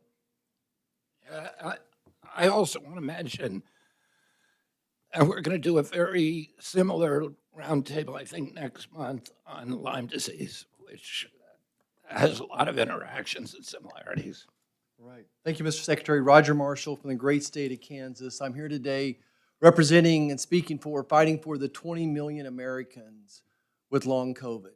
And it is personal, just like your stories, Mr. Secretary, in that I've had a loved one with long COVID for 3 years. And I want to take a moment to acknowledge some of the people in the room. It's different being the doctor on the other side rather than trying to help somebody out. It's been very humbling, but I'm so grateful for them. We've reached out to hundreds of doctors and tried to figure out who could help my son, and acknowledge Dr. Jordan Vaughn here, who's kind of the pioneer of vasculitis. Something as an OBGYN, we talked about pelvic congestion syndrome and cardiac output return. So great to see you, Dr. Vaughn, here. And out in the audience in the next panel is Dr. Bruce Patterson, who has a diagnostic tool. He absolutely has one. I believe it's the right one. And thanks to Dr. Bhattacharya, who's going to let him continue to prove that that's the right one. The Secretary talks about, confirming other people's studies, and that's exactly what we're going to do. And the great thing, it helps delineate the difference between reactivation of Lyme's disease versus long COVID. So you're right. Outside of the ivory towers, there are people that are out there at warp speed time trying to solve the problem. And of course, my mentor here, Dr. Redfield, has also helped my loved one in kind of quarterbacking all the different approaches out there, and just kind of keep the keeper of all knowledge, and just always brings a word of hope to all of us. So I'm honored to be here, And we're gonna whip this thing, Mr. Secretary. We're gonna get to the bottom of it. Thank you. Great, thank you, Senator. Great to be here, and my name is Marty McCary. I'm the FDA Commissioner.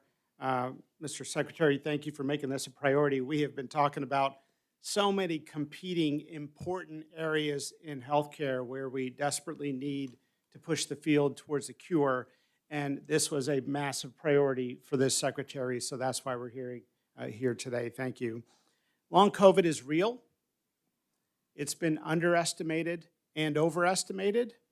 We are here today to try to help those who are suffering from long COVID. We've spent $1.5 billion with essentially nothing to show for those dollars that were allocated. A lot of hospitals got rich with more MRIs and CAT scan revenue, but in the end, the people suffering with the condition are still struggling. We do know that we have some data points. The presence of long COVID appears to be proportional to the duration of COVID illness and the severity of COVID illness. Thank God both of those have decreased significantly over time. And so we don't see as many new cases today as we did in the past, but people who developed their long COVID symptoms in the past still deserve answers. They've become forgotten to many people. We do know COVID illness is an antibody-mediated phenomena, and antibodies can do a lot of things in the body that are not always anticipated or recognized early on. And we know that COVID illness creates general body inflammation. Guess what most illnesses in the entire field of medical science are due to? Generalized body inflammation, insulin resistance, and metabolic dysfunction. And so maybe we are seeing some of the same common principles that could apply to other illnesses if we can crack this code. So I'm here to learn and to listen, but we are committed at the FDA to supporting this agenda. So thank you.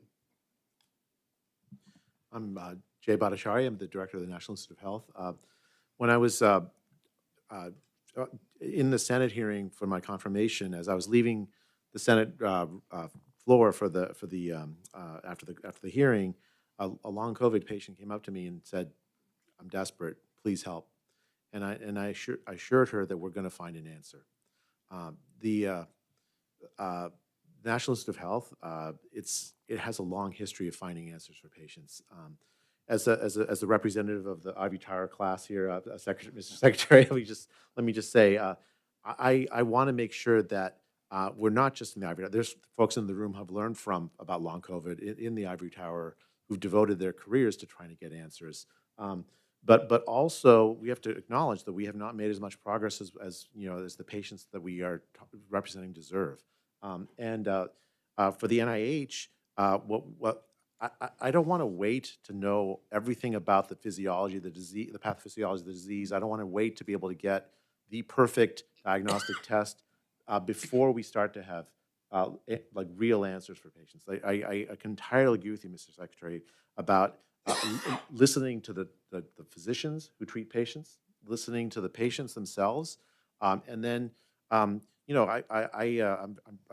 want to see that those ideas are incorporated in our research agenda. Actually, one of the things I've learned since becoming an NIH director is that we've shifted how we're doing our investments in long COVID research toward more practical trials. And we're running, I think several of them now, but we need to expand them to more. I've heard so many great ideas from some of the physicians in the room and from patients themselves. It's going to be a collaboration. It's not going to be us telling you from the Ivory Tower, here's what's real, what's not real.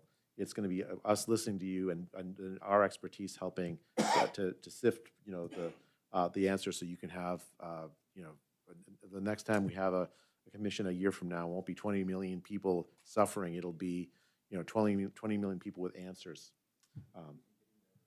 getting better. I'm Jordan Vaughn from Birmingham, Alabama. I am the founder of the Microvascular Research Foundation for Long COVID. I'm actually just an independent physician that had the resources to try to help people.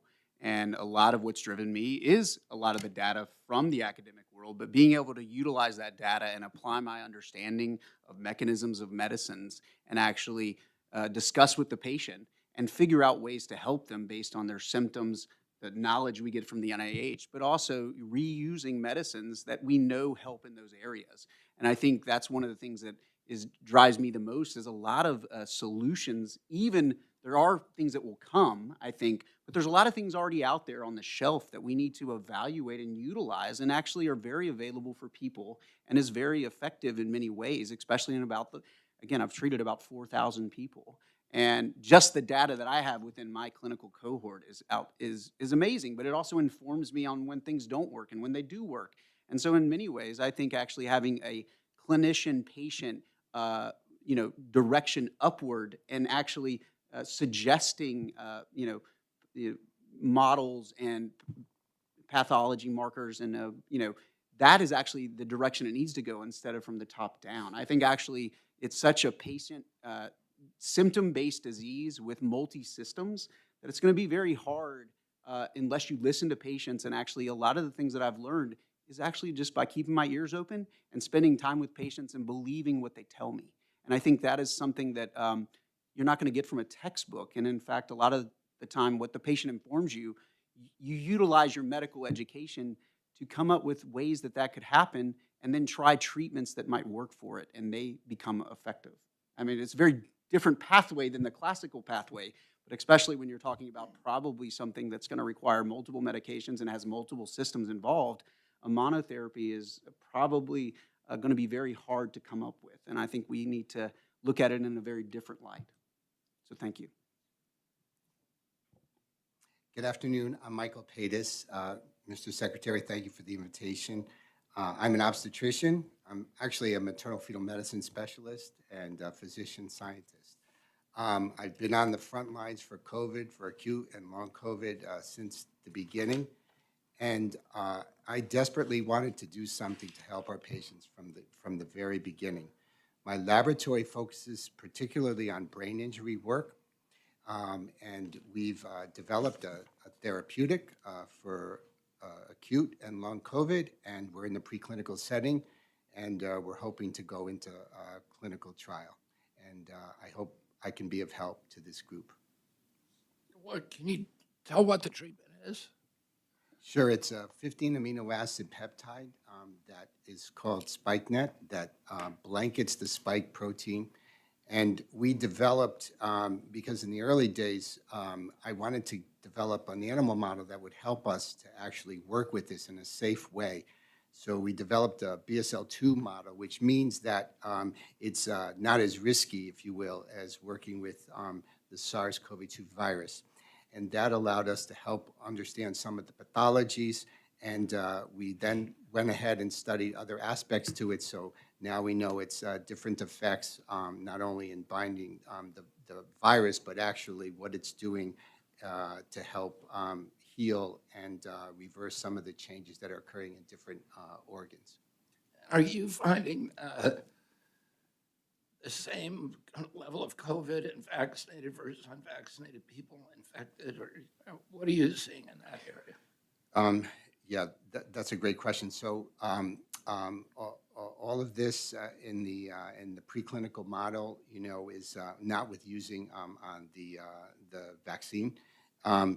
What we're seeing now, clinically, is that we have a mix of patients that have been vaccine naive and patients that have had it. And I am seeing this in the hospital routinely, not in the high numbers and that we saw initially, but certainly we're seeing it. Hi, everyone.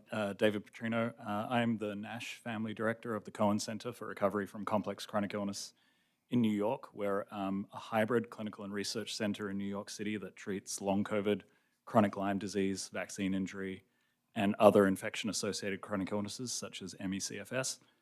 Long COVID first came on our radar in April of 2020, shortly after we'd been hit pretty hard in New York by COVID, and we started to notice some of our patients weren't recovering, so we stood up a clinical program.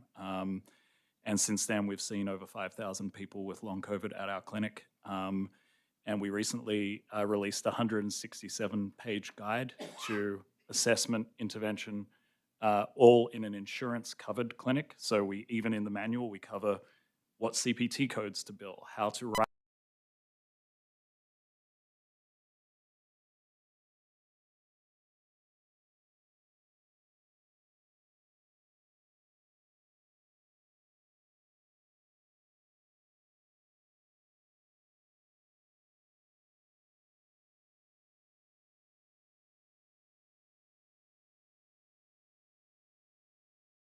So What are you finding that works? So what we've done in the handbook is similar to what you said, Secretary Kennedy. There's 300 symptoms, right? But there are far fewer drivers, and so when we think about what could be causing the symptoms, there's autonomic dysfunction, there's vascular dysfunction, which Jordan does a lot of work with, there's immune dysfunction, there's viral persistence, there's reactivation of other viruses. So what we advocate for is an approach where, also, as Jordan said, your patient is your biomarker. You listen to what they're saying. You take a few blood tests. You say, oh, look, I'm seeing EBV reactivation strongly in this person. Their spike antibody is really, really high. Maybe this person might benefit from a combination of antivirals, such as, we've been working with a physician named Skip Pridgeon, also in Alabama, who pairs valacyclovir and Celebrex and Paxlovid. And his results have been really, really quite strong. And so we're trying to bring some of his work into a randomized controlled trial so that we can go to the FDA and say, hey, here's some good quality data suggesting that this really moves the needle on patients who have these specific biomarkers. Because I think the one thing, if you take anything away from this meeting, there's no silver bullet. There's not going to be one drug that undoes everything for long COVID. We really have to look at each patient individually, the same way that we do with HIV care, the same way that we do with cancer care. We need to really understand the uniqueness of each patient. Dr. Redfield, what are you seeing that works in your clinic? And do you have interactions with other doctors like these? Well, I do interact with them.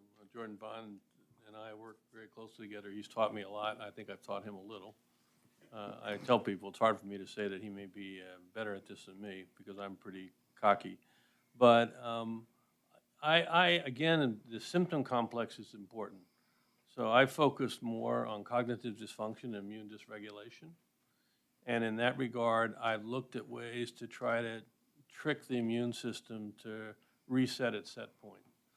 So I use some of the earlier drugs that I had used for treating HIV infection. For example, a drug called Maraviroc, which I use quite frequently and have had some fairly dramatic impact on cognitive function in people who literally are so cognitively impaired that they can't speak in more than 2 or 3 words at a time, and been able to get them back to speaking normally. The other thing we've done a lot working with Jordan is become much more aware of pelvic vein congestion in patients, which who would have believed that I have patients that present that really feel like they're suffocating, and it's not a comfortable place to be in a room with these patients because they're 24/7 feel like they can't breathe.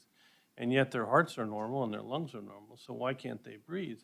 And Jordan helped elucidate and helped teach me, and I've followed up on it, is their problem is they're not returning blood to the heart and the lungs. And the reason they're not returning blood to the heart and lungs is because the integrity of their veins, they can't stay open under the pressure of an artery that's over top it. So we see a lot of pelvic vein compression. And what we end up doing, we both have a mutual patient today that's having the procedure done in Denver. Believe it or not, what we end up doing is putting a pelvic stent in the iliac vein to keep the vein open, and it resolves their symptomatology. So there's all different times. You got to really decide what you're going after. For me, largely it's been cognitive dysfunction, where I have a lot of high-performing individuals that no longer can function their executive function. And how do I get their executive function back to the point that they can maintain their job? And again, as I mentioned, the drug I probably use a lot is Maraviroc, rapamycin, probenecid in a combination. And again, all repurposed drugs, none of them approved for what I'm using, but I've had pretty good results in about 70% of the patients. And then, if they have the pelvic vein congestion syndrome, getting intervention radiology or peripheral vascular surgery to evaluate them and potentially put stents in. We have other patients that, as already mentioned, they have a tendency to reactivate other viruses, the herpes viruses in particular, and they cause a lot of the symptomatology of fatigue. And then are there ways that we can help them regain control of their replication of herpes viruses? So it's a very complex disease. It is going to be important to limit the symptoms into categories and to try to compare apples to apples. Because if you just take people, quote, with long COVID, the last thing I'll say on this is there really is probably a difference between patients with post-mRNA injury versus people that have post-COVID symptoms. I will say my post-mRNA injury, which is a real thing, it's real, contrary to what a lot of people think, it's real. Those patients have a tendency of not improving. They just don't seem to be improving. I have a number of patients now that are out 5 years. It's painful. The COVID infection patients do have a tendency to improve over time, despite me doing something or not doing something, although we try to accelerate that, particularly for those people that have so severe cognitive dysfunction. I can tell you the one lady, Joy, is a beautiful woman that I take care of, executive function, mid-50s. She got to the point that she could only speak in about 2 words, 3 words at a time. And she came to see me, and I told her at the end of our first visit that she was the sickest person from cognitive dysfunction that I'd ever seen. And she immediately burst into tears. It was very awkward, and she left. I told my wife the story, and my wife lectured me on being more caring. You need to improve your bedside manner. Improve my bedside manner. And so Joy came back the following week, and the first thing I did was I apologized to her, and I said, I told you the truth, but maybe I could have done it in a better way. And Joy looked at me, speaking in 2-word blurbs. She said, Dr. Redfield, I didn't cry because you said I was the sickest patient that you've ever seen. I cried because you're the first doctor that acknowledged I was sick. And that's the problem with most of these patients. I'd say 5 years ago, 95% of my patients came to me from psychiatry. They were all told it's a problem. Now, some of them actually get to me before they see the psychiatrist, but these patients have really been told there's nothing wrong with them. It's anxiety, they're making it up. No, it's organic. And Joy, I got to put on this combination, Maraviroc, rapamycin, probenecid. And within 3 weeks, she was speaking normally. Her insurance company decided not to renew the prescription. Within 3 to 4 weeks, she couldn't speak again. We got her back on the medicine, and within 3 to 4 weeks, she was speaking normally. So there are things that work. I don't know why they work. I do think one of the problems with COVID that I'm more of an expert on is this post-inflammatory immunoregulatory problem, and how to get the immune system that's stuck over here, how do I get it back in the middle so that individuals can function more readily. Mr. Secretary, if I could just quickly, I'm trying to talk to the folks at home now on this pelvic congestion syndrome. And it's a pretty easy way to self-diagnose yourself if you've got this or not. And it's maybe just as simply if you feel better in a swimming pool, if that gives you some relief, would that be, what else can they do at home just to sort that out? Yeah, a couple of defining things are non-recovery in the legs. A lot of them additionally have lots of fullness below the belly button. They also have a lot of POTS-like symptoms because of the preload failure of the right ventricle, meaning you're not getting blood back to your heart, which also additionally means pulmonary perfusion is compromised, which makes you short of breath. What can they do at home? So the main thing would be, yes, do you feel better in water? But also, a lot of these people, a lot of us don't realize the reason we sleep horizontal is because of the venous system, because it's a low pressure system. So most of these people were people that woke up ready to run, ready to go. And a lot of them now will say, look, it takes me an hour in moving in the morning to get going. And that's a good signal that there is a venous like basically venous stasis or venous issues. And again, I go back to this that I didn't even realize 72+% of your blood is in your venous system, and it's not good blood. It's low oxygen, it's inflammatory, it's coagulable. And if it's not moving, in a sense, it's like your sewage not moving. Yeah, one of the things for your website, Mr. Secretary, would be so useful, Jordan and I have talked about it, is just to have these patients tell their story. I mean, when you hear this story, I mean, when I first heard it, I didn't understand it. I mean, but now that I've heard the story, I can pick it up like that. You guys have pelvic vein congestion, and we finally get them to, a professional vascular surgeon or a special radiology, and lo and behold, we find out they're 85, 95% compressed. So I think patients hearing other patients' stories can begin to position themselves correctly.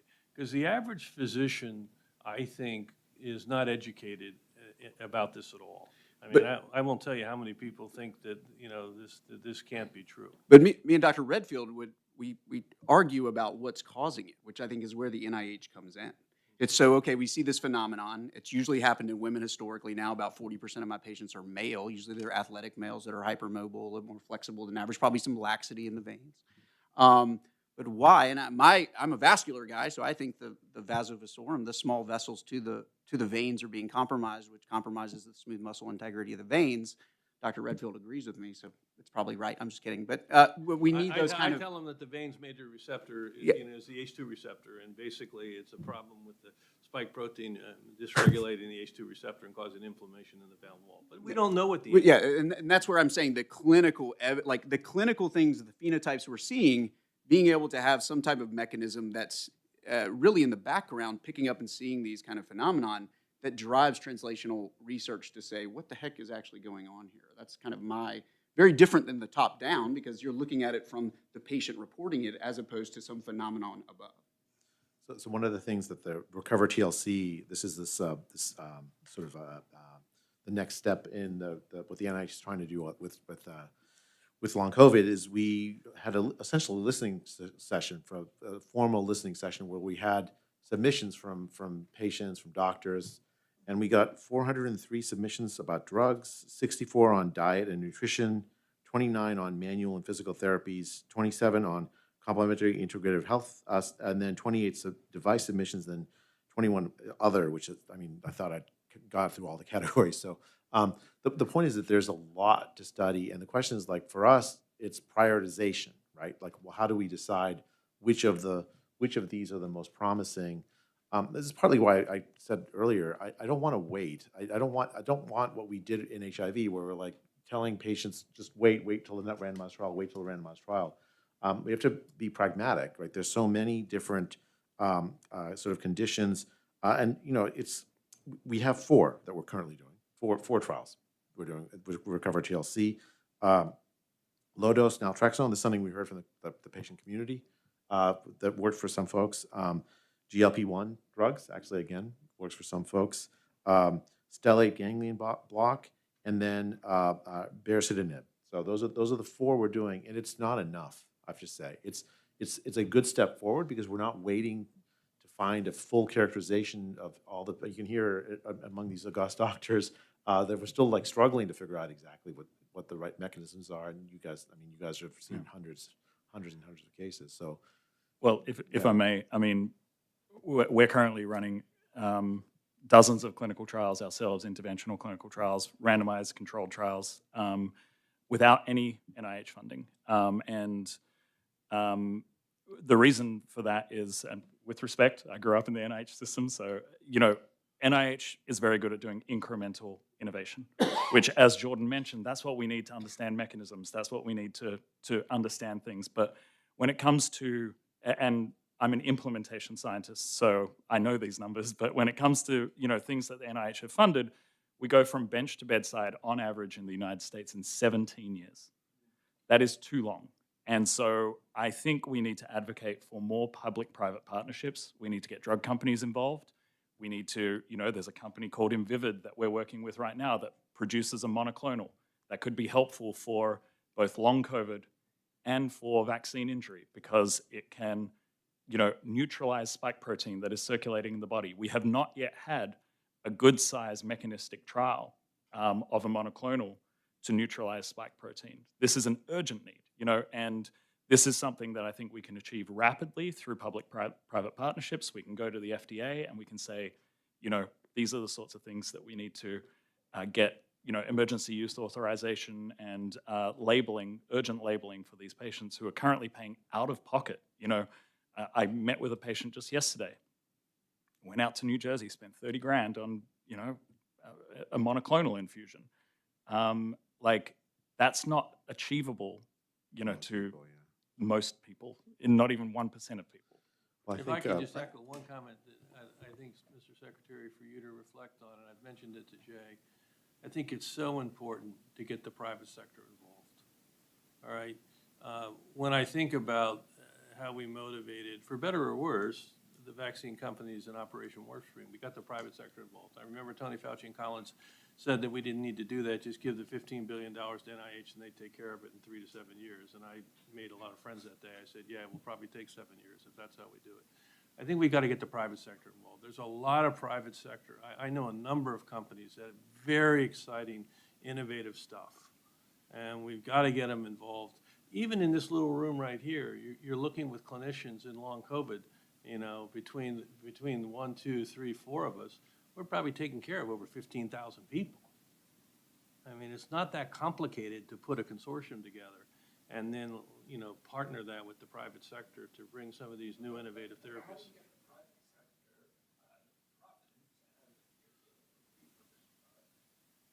Well, I think that's part of the things you have to engage them. I mean, it's not everybody in the private sector is adverse to using repurposed drugs. But that's something the NIH ought to solve. I mean, there's something we haven't done enough of, and it's something. I mean, I hear you. You're right, absolutely right. We need to do this much faster and be more agile, and with private sector collaboration, there are mechanisms inside the government to do that, and we just need to use them more. Yeah, I would just follow up with that. I've had 3 now of STTR SBIRs, and that's where you really get at that private and academic partnership, which supported by the NIH, which I think is a great program for drug discovery and acceleration getting to clinical. The second comment I just wanted to make is, you have a number of OBs and GYNs across the country. We do ultrasound all the time. I'm looking at the uterine artery Doppler and all of this day in and day out. So just thinking logistically, we can just engage our colleagues to incorporate this because we're doing this all the time on the uterine artery and the pelvic veins. I just want to add, that's why I wrote the stem cell bill, was because we were waiting for FDA to approve ethical sources of stem cells for treatments. And so writing the bill, getting it passed unanimously, both in the House and the Senate, I'd love to do something at a federal level that allows, and it's not just going to help with the long COVID, it helps with autism and dementia and Parkinson's and all these other different diseases. I believe the peptides too will also help with that, along with hyperbarics. So the congestion stuff that was going on, my hands and feet were pretty much black and purple. But when I did hyperbarics, it brought back all of the circulation. I also phlebotomized. I think there's a lot of things out there that we can look into that are going to help us. And I mean, I was waiting for doctors to help me and was not getting the help, or even the hospitals. I had to take it into my own hands and into my own kids. I have 4 kids that all have it. And we have vaccine injury. We also have long COVID, from COVID itself. And so working with some doctors that think outside of the box, Dr. Jones was amazing. He's the one that found the monoclonals. He ran all my interleukins, and then figuring out the hyperbarics, and then the stem cells and the peptides. So there's hope. And that's the thing, is when I felt a little bit better, it gave me hope of knowing this isn't permanent, that we can find things that are going to help us to get even better. So I would say in this disease process, most patients probably know more about it than your typical physician or internist when you walk in. There's very few diseases like that. And a lot of actually the ideas or things that they come to, sometimes just listening to what worked actually creates ideas in my head on why it worked, if that makes sense. And I think listening, again, getting back to listening to patients, but it's amazing right now the resources that patients have to be able to find out about their issue. The problem is when they try to find something to execute help for the issue that they've discovered is very difficult because physicians are unaware that this is causing issues, especially even within their specialty and domains. And so imagine going with a disease that you know you have and a physician that, first of all, may not even believe in it. Second of all, may have never even heard of it. What kind of help are you going to get unless you have a physician that's willing to learn and then try things? I do think education is important there, Jordan. I mean, great point. But, I did a series, when we released our handbook, I did a series of educational talks across the West Coast to 1,000 PCPs, because I really think PCPs are going to solve all our problems here. No pressure on the PCPs. But they're the people who, when you walk in the door and say, look, I got sick 2 weeks ago, or a tick bit me, and I haven't felt the same since, they're the ones who should be identifying, oh, you have chronic Lyme, you have long COVID, you have ME/CFS, or chronic EBV.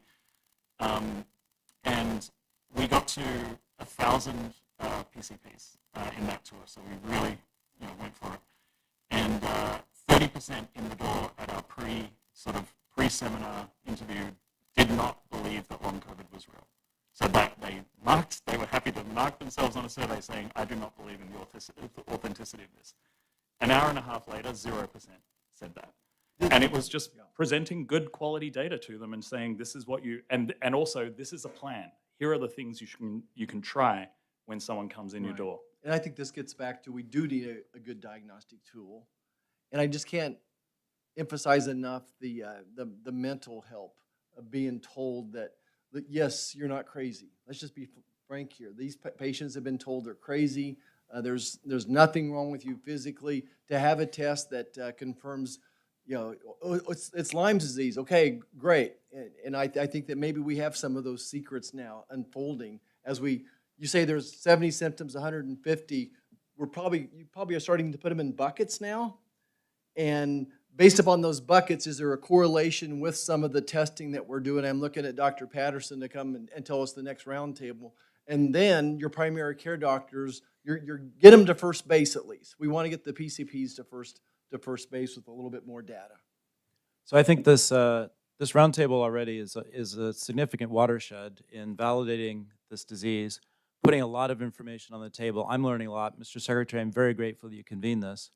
And you also asked us to build a website to scale this meeting up into a national level and provide a single place, a platform where patients and providers and pharma companies can all share information about symptoms and diagnosis and repurposed drugs and treatments, and probably a lot of other things that we haven't thought of yet. And we have our Chief Technology Officer of HHS, Zach Terrell, here listening. He's going to build Secretary's asked him to build a website at CDC for all this information.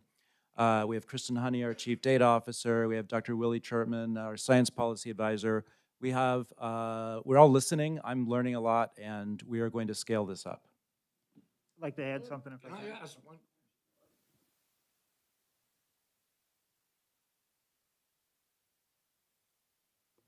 Yes, 100%. Sorry, Yeah. my question was, are any of you seeing an interaction with mold?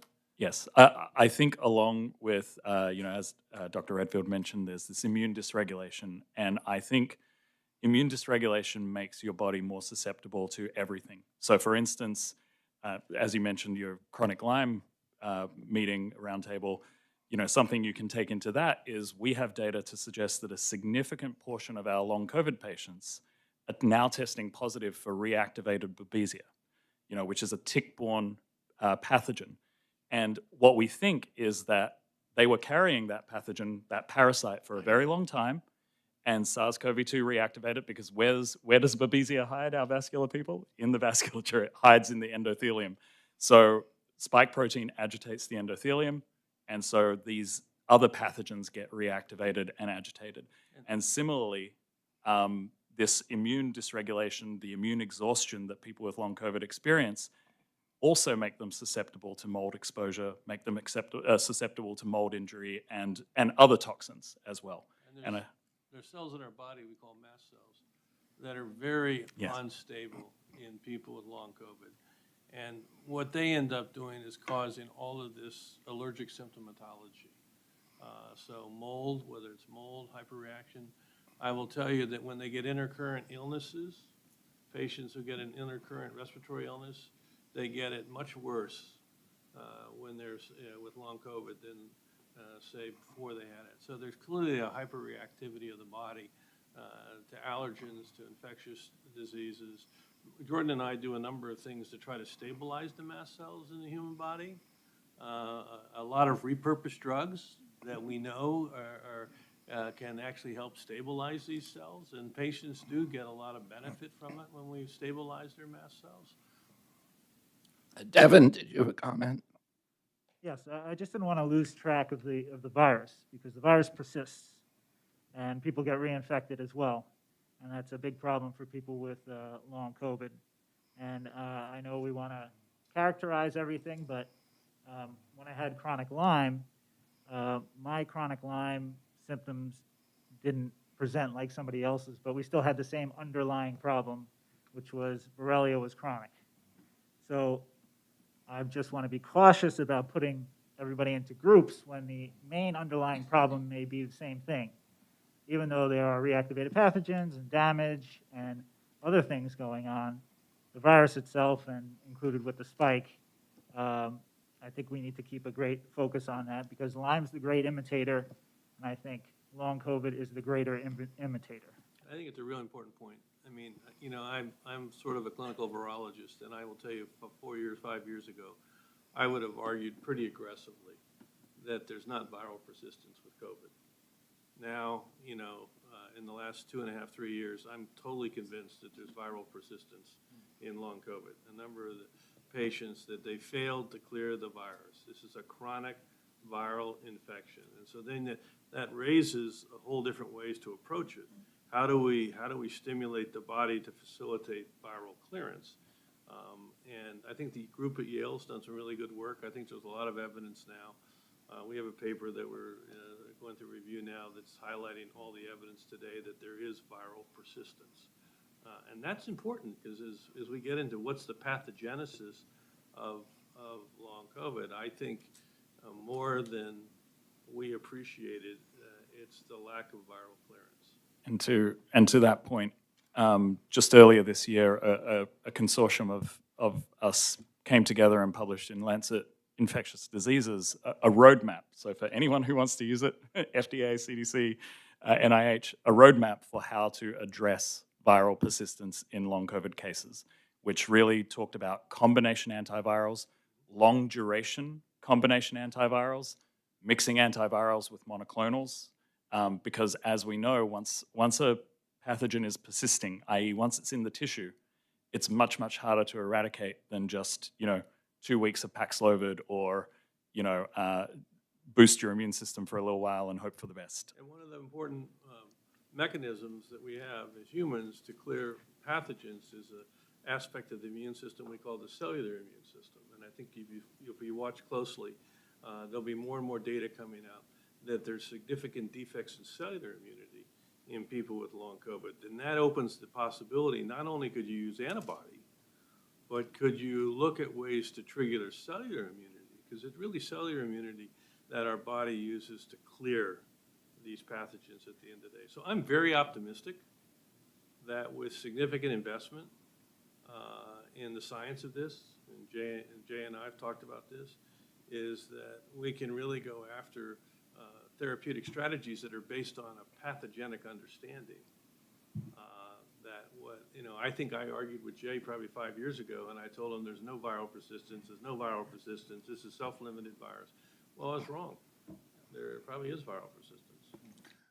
I think Dr. Redfield's optimism is a good place to end this session. We're going to have in a half an hour, we're going to start our next session on innovation. And I welcome all of you at home to rejoin us. And thank you all very much for being part of this.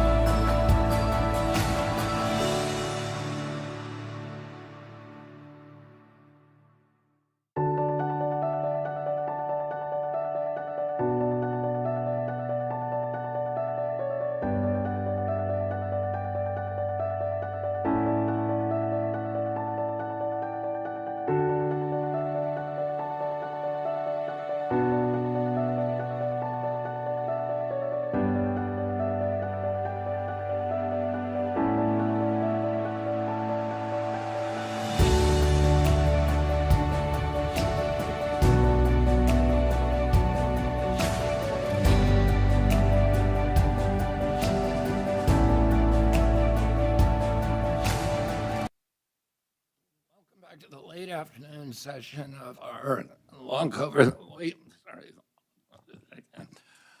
Welcome back to the late afternoon session of our long COVID consortium. This morning we had physicians and patients in to talk, and now we're going to. Now we have a group of innovators and researchers, and we're going to talk about the path to a cure, to treatments.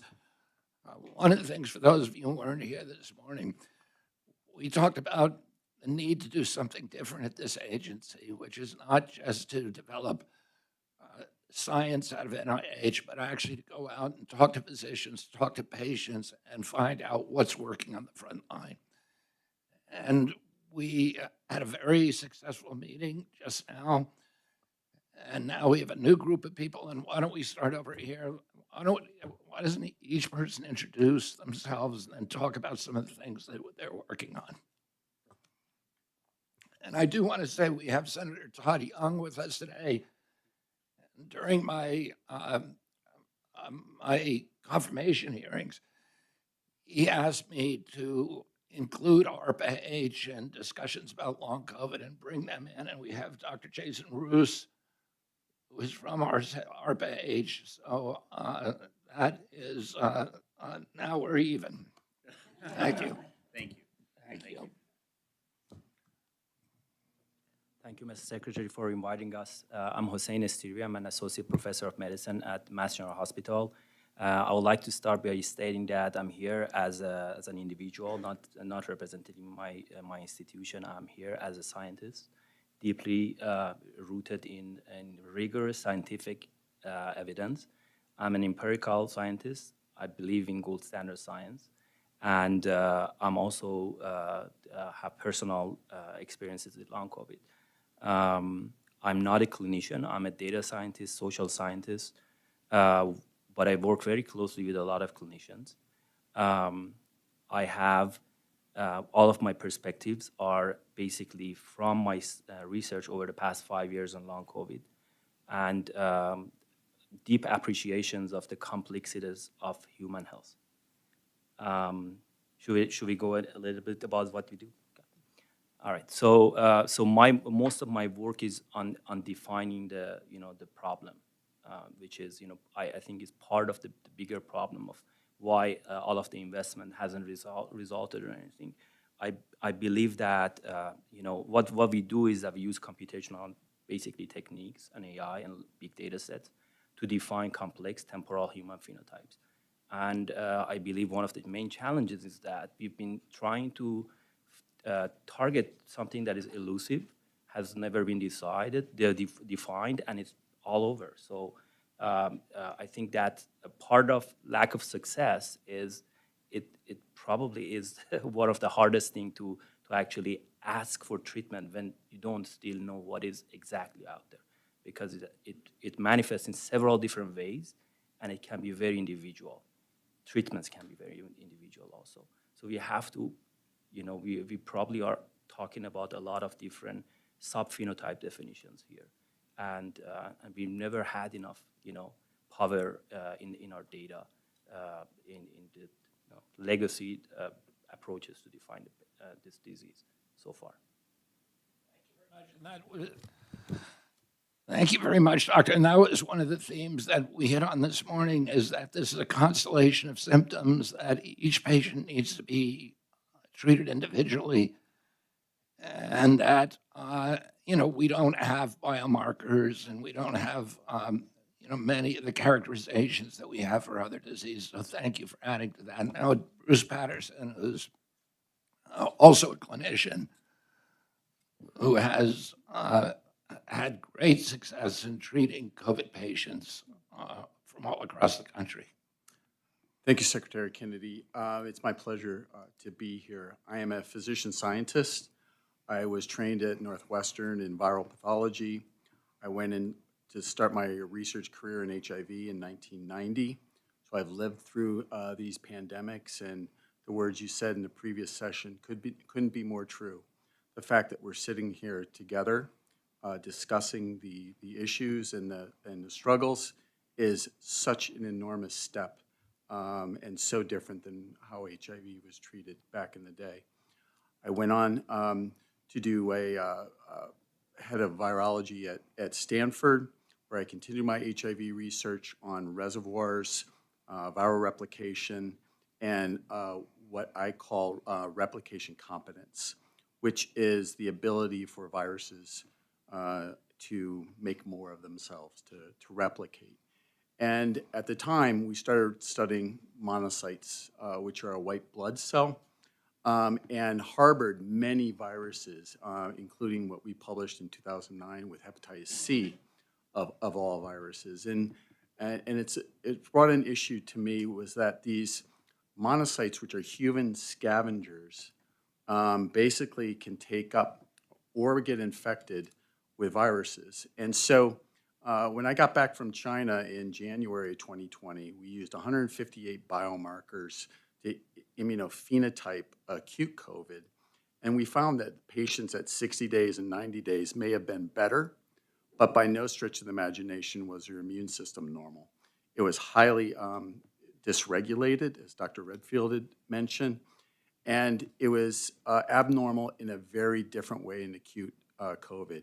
So we took these 500 patients at a time where there was only one variant, and we modeled using machine learning and AI the two algorithms that set apart acute COVID and this population of individuals who had symptoms at 90 days, now recognized as long COVID.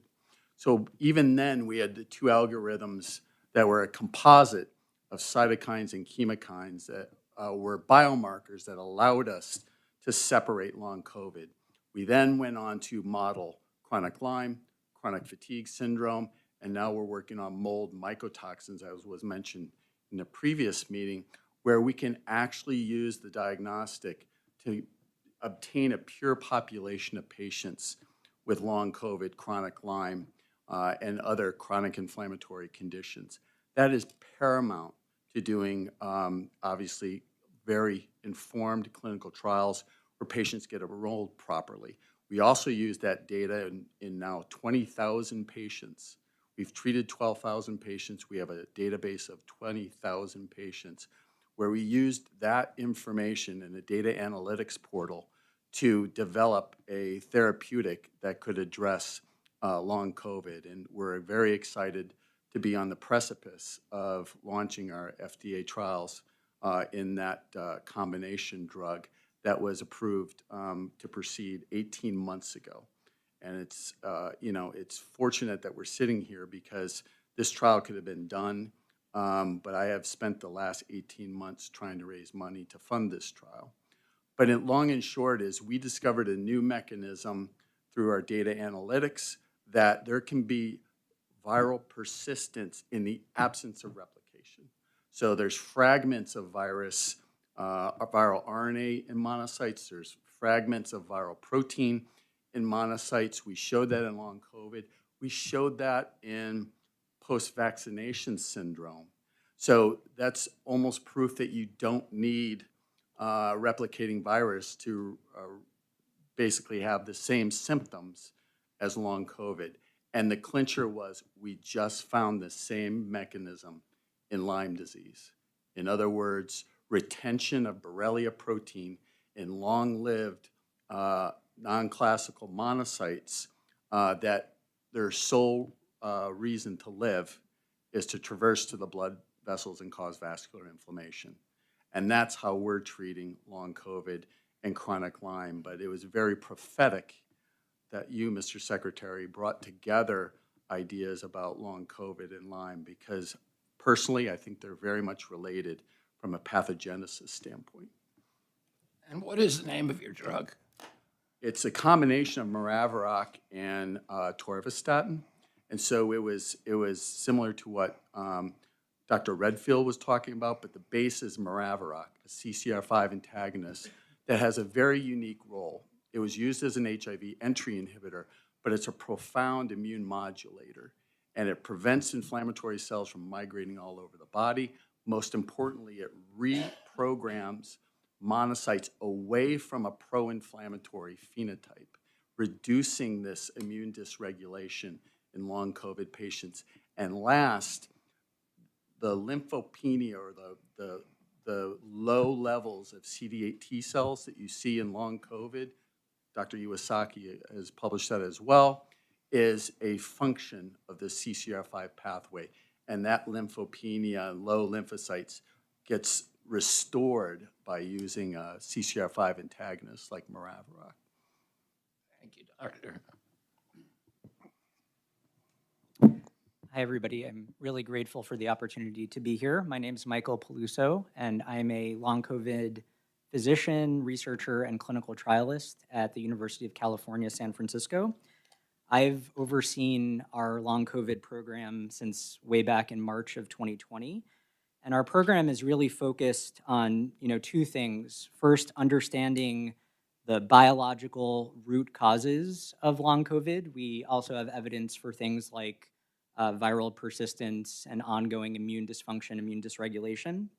And secondly, conducting clinical trials with the goal of getting people better. We are involved with about 7 different clinical trials, really trying to push the envelope on long COVID therapeutics. And, I'm really here today to advocate for what's been mentioned already, which is the importance of really scaling up our portfolio of clinical trials for people with long COVID. So I think that there are basically three things that we need to do that. The first is really to implement a flagship biomarker program to figure out who is most likely to benefit from each of the types of clinical trials that we might do, and to also get diagnostics into the clinical setting so people can get a diagnosis and we don't continue gaslighting our patients and telling them that they're, this is all in their head. The second is that we have so many leads on what actually needs to go forward into clinical trials. Dr. Bhattacharya mentioned this before, and we need to be chasing them all down right now. The pace of clinical trials has been too slow. We need to get more trials into the field like this year.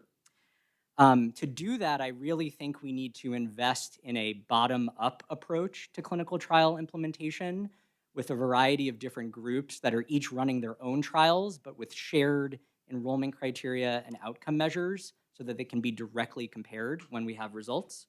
And then the third thing that we really need to do, which also came up this morning, is to promote industry investment and engagement in this problem.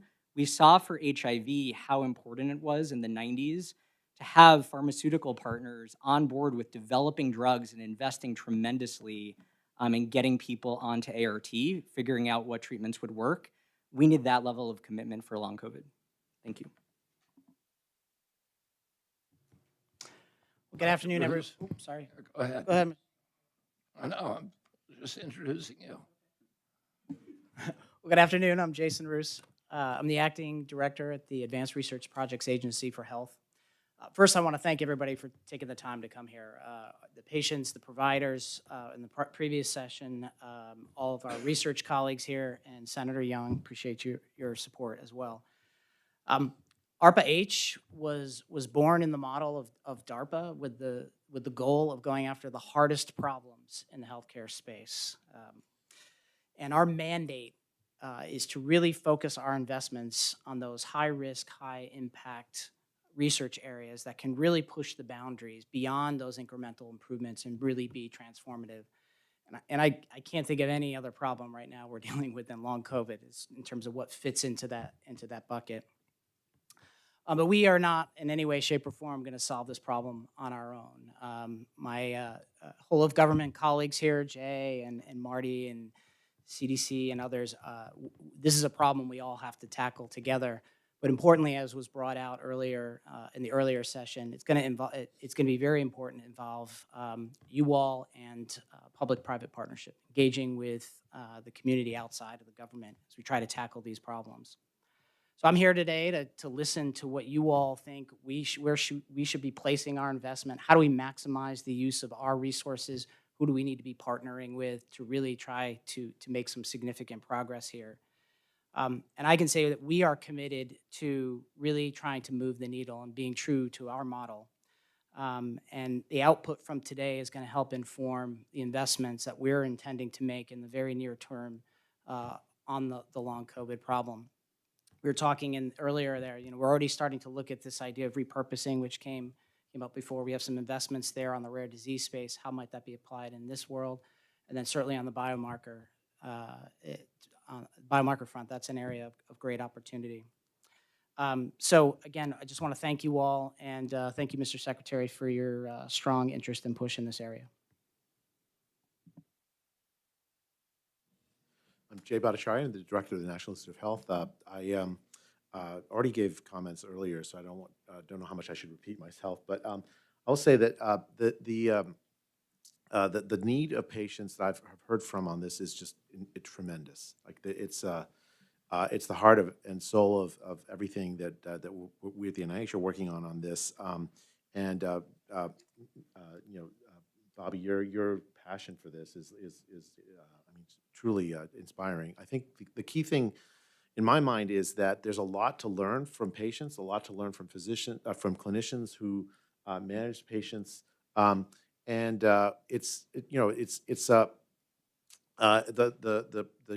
Recover TLC program, the NIH's program on clinical trials and long COVID. We did essentially a listening session where we got literally hundreds of possible agents, drug agents, a whole host of other therapies. There's a lot of expertise out there. And Dr. Peluso, you mentioned the imperative that we start evaluating them rapidly. That is absolutely true, and we've been way too slow. Despite spending billion and $1.7 billion, we've been way too slow at evaluating them. And I think let me just make a defense of evaluating them, just because I think it's important. I think it's very important to listen to patients. And I think it's very important to get the therapeutics out there as rapidly as we can. But if we don't evaluate them, things that don't work will be given to patients as false hope. And so so the idea is for us to work together with the patient community, to work together with clinicians on the front line, but we have to work much more rapidly in academics than we're used to do this right. I've been listening. I have tremendous hope. There's so many ideas that seem to me like they're very, very promising expertise that's been developed over the course of now years. I think we will have an answer, but it'll take way too long if we move at the normal pace of science. The kinds of consortia that have been developed, the sort of clinical trial network, the capacity to use these networks to accumulate our learning and then communicate with others. That's what I'm absolutely focused on, and I'm delighted that Secretary Kennedy has convened these panels just so we can continue to have that engagement. The website you were talking about is going to be fantastic, I think, for patients to get to see what's available, and we're just going to keep moving forward. For all the long COVID patients out there, we're going to have an answer for you.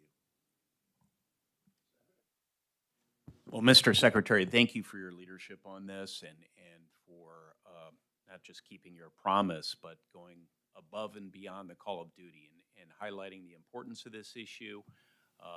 We know that millions and millions of Americans have been adversely impacted by the after effects of COVID, and I do think it's going to take and all of government's multi-stakeholder engagement to address this unique challenge.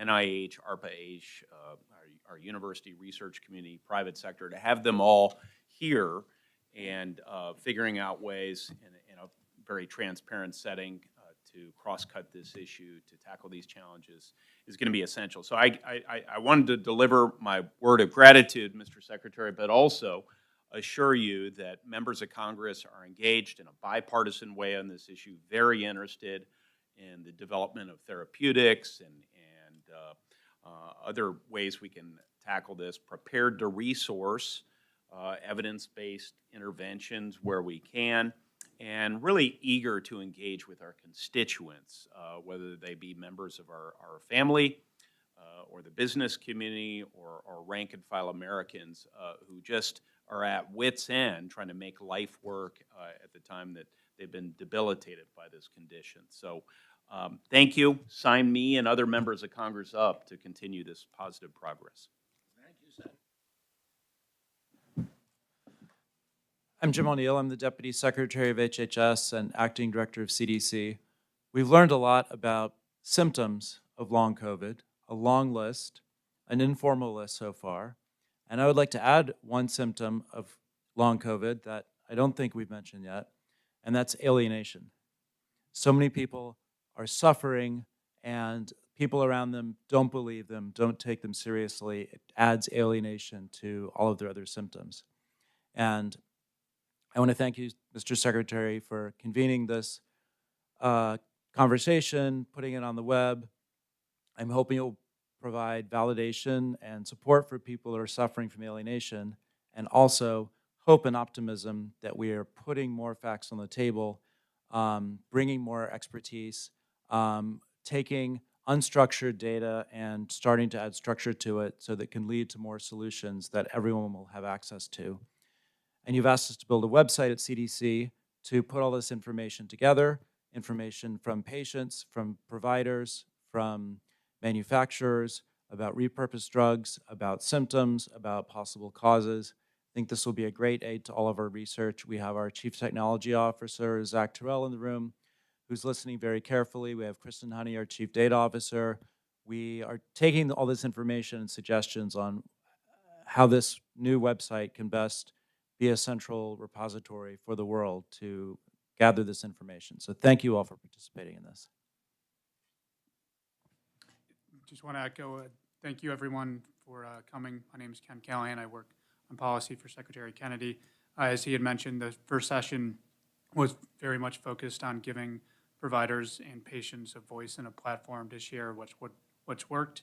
And this session is very focused on finding a cure, improving diagnostic testing, and just seeing what we can be doing on the government side to improve innovation in this space. So just want to echo the Secretary and Deputy Secretary, and thank you everyone for being here. Good afternoon. I'm Darcy Johnston. I'm the Principal Deputy Director of the Intergovernmental and External Affairs Office. Thank you for being here today. Thank you, Mr. Secretary, for the opportunity to be here and for convening these two panels on long COVID. So I think we can all agree that long COVID is a serious national crisis. There are at least 20 million Americans who are suffering from long COVID. Some are actually disabled because of long COVID. Long COVID affects people across political lines and in every corner of the United States. Wherever I go, there's always people with long COVID. While the NIH's Recovery Initiative was a well-intentioned start, it was very clear that its results so far have not matched the scale of the investment and the urgency of the crisis. We think we can all agree on that.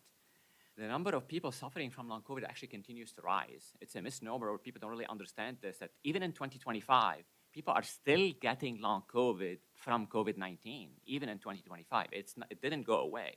The number of people who are suffering from long COVID actually continues to rise. And these people need answers yesterday, need answers and treatment yesterday. To that end, I have like 3 suggestions or initiatives for your consideration. First, facilitate data liberation. And what do I mean by that? Create a national data commons for long COVID. A major roadblock to progress on long COVID is that the Recover's vast data set is literally locked for only Recover investigators. And that data was paid for by US taxpayers. I paid for that data. All US scientists should be able to access that data to help us solve the puzzle of long COVID. 2, fund a diverse portfolio of drug repurposing programs. This is really, really important. We've made a lot of progress on AI over the past several years. I don't see that leveraged to really help us solve the problem of long COVID. We can and should do it.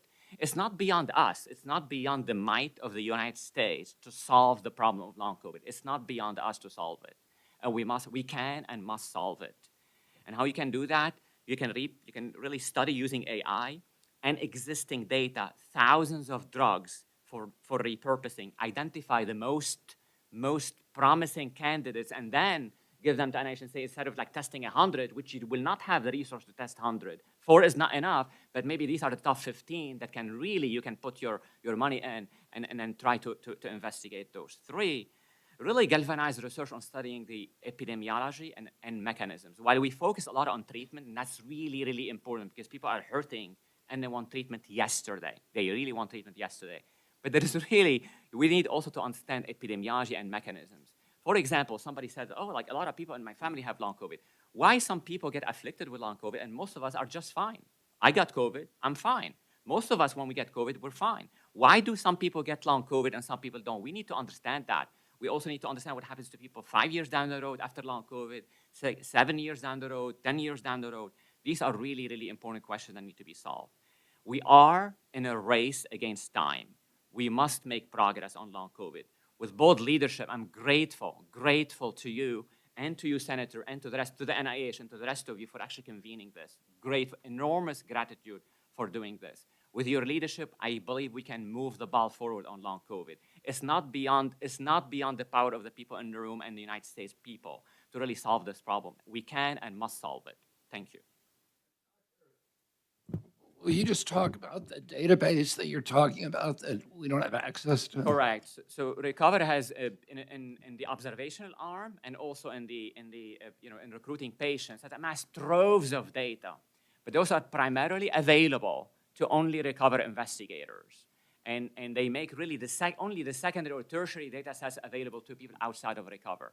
If we are really truly serious about solving the puzzle of long COVID, you would want the best and brightest minds in the United States to really get access to that data and help you solve the puzzle of long COVID. Of course, no shorting privacy and security, and must be done correctly and must be done by upholding the high standard of security and privacy.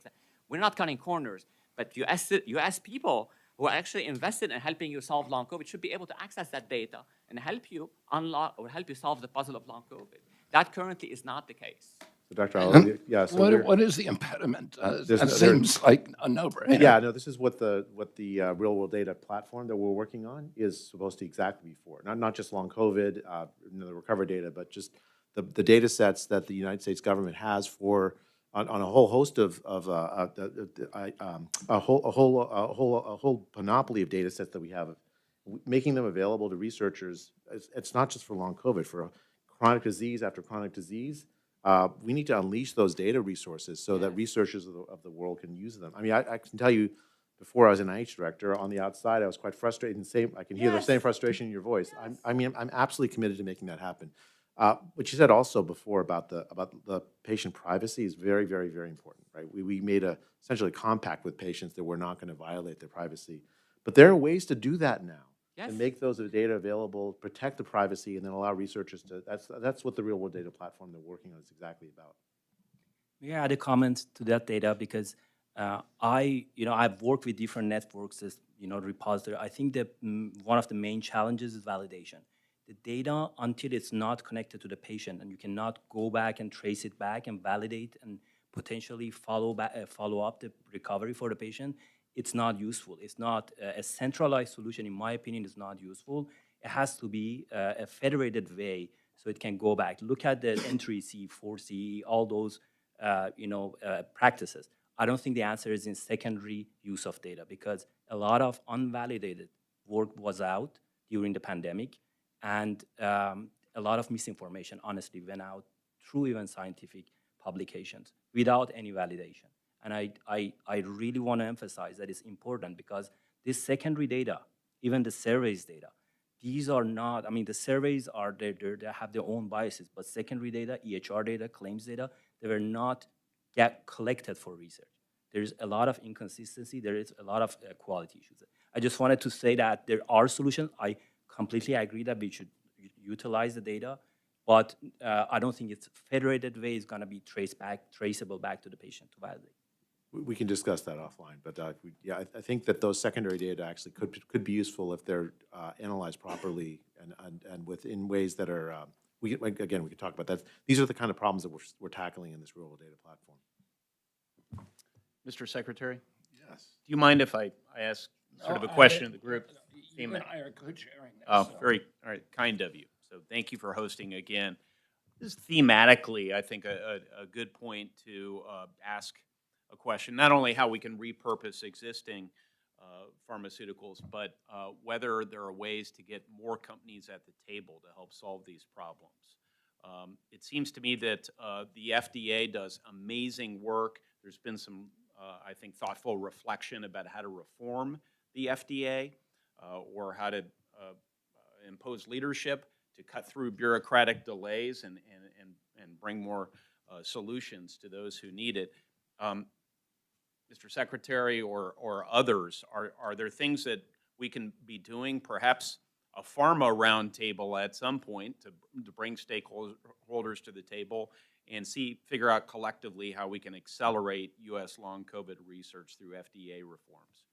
Yeah, I mean, this is exactly the question that I asked at the last session, is how do you bring in a public-private partnership? How do we incentivize private companies to get involved, and particularly when there's repurposed medicines involved, where the patents may have expired or somebody doesn't own the patent? It's a little trickier than it was during, during COVID, when we were just focused on vaccines, and there was a huge profit potential. But maybe other people have ideas about how to do that. So yeah, existing drugs, but also drugs in development.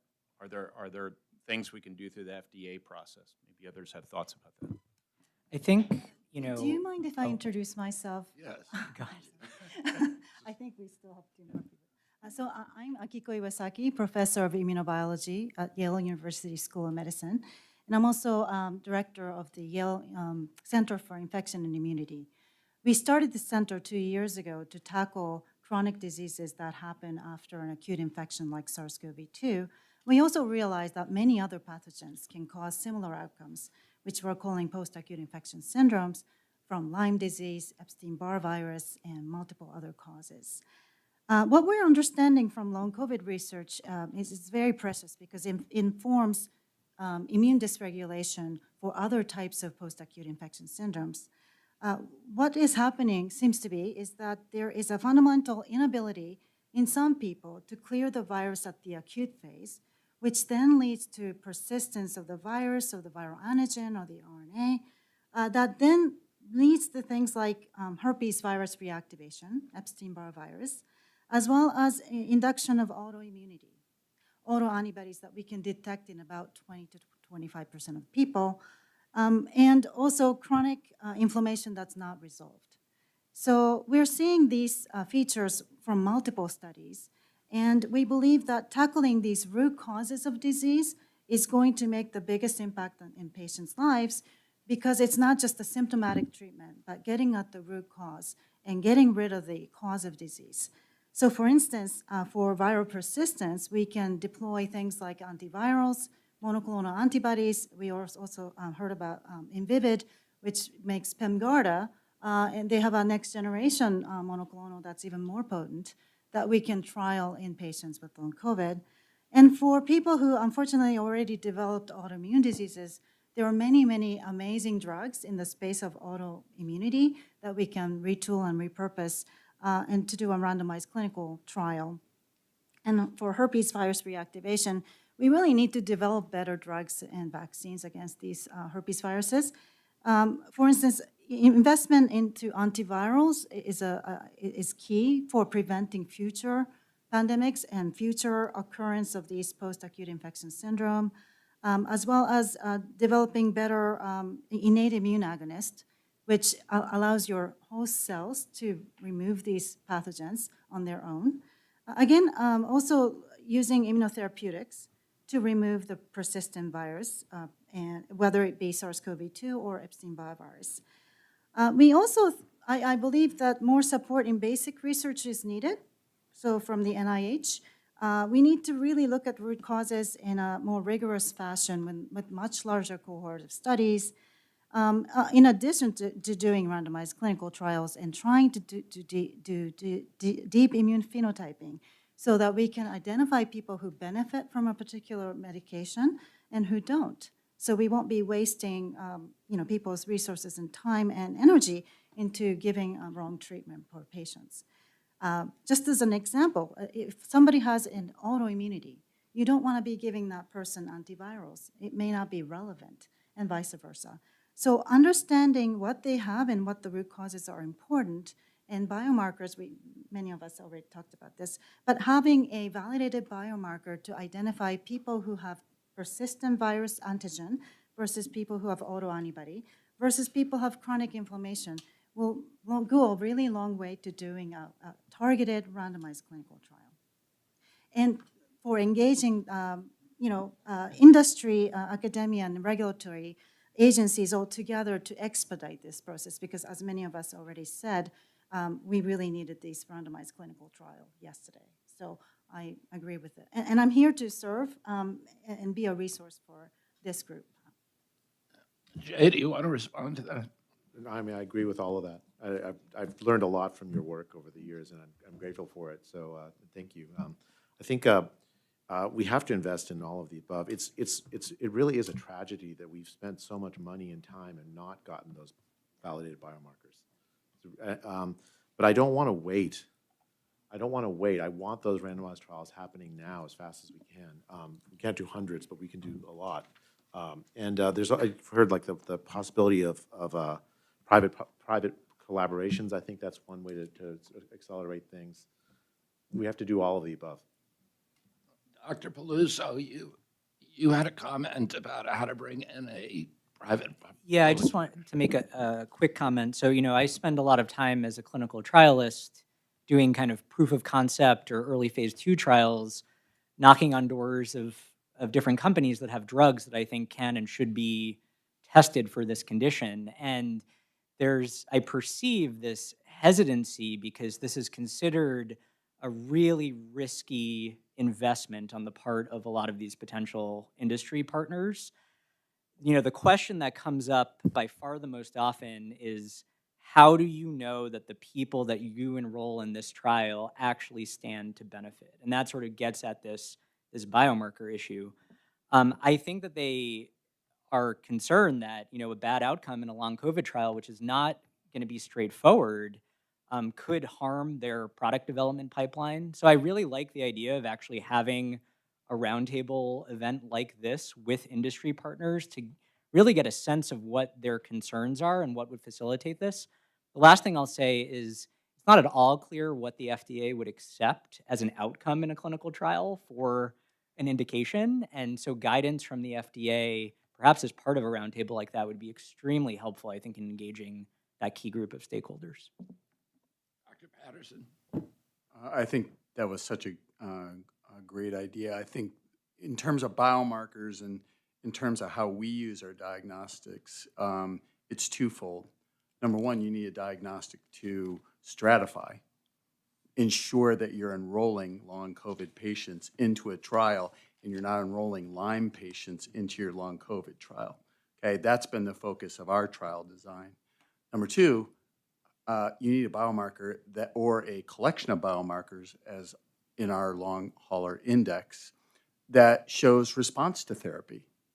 So you take it from, you have a companion diagnostic in addition to a diagnostic that can stratify. So it goes much beyond discussion. Maybe it's because we're kind of beyond what biomarkers should we use, where we're actually deciding how to deploy that diagnostic, deploy those biomarkers. And like I said, one to stratify, get a pure long COVID population, and one to monitor response to therapy. And that brings up the point.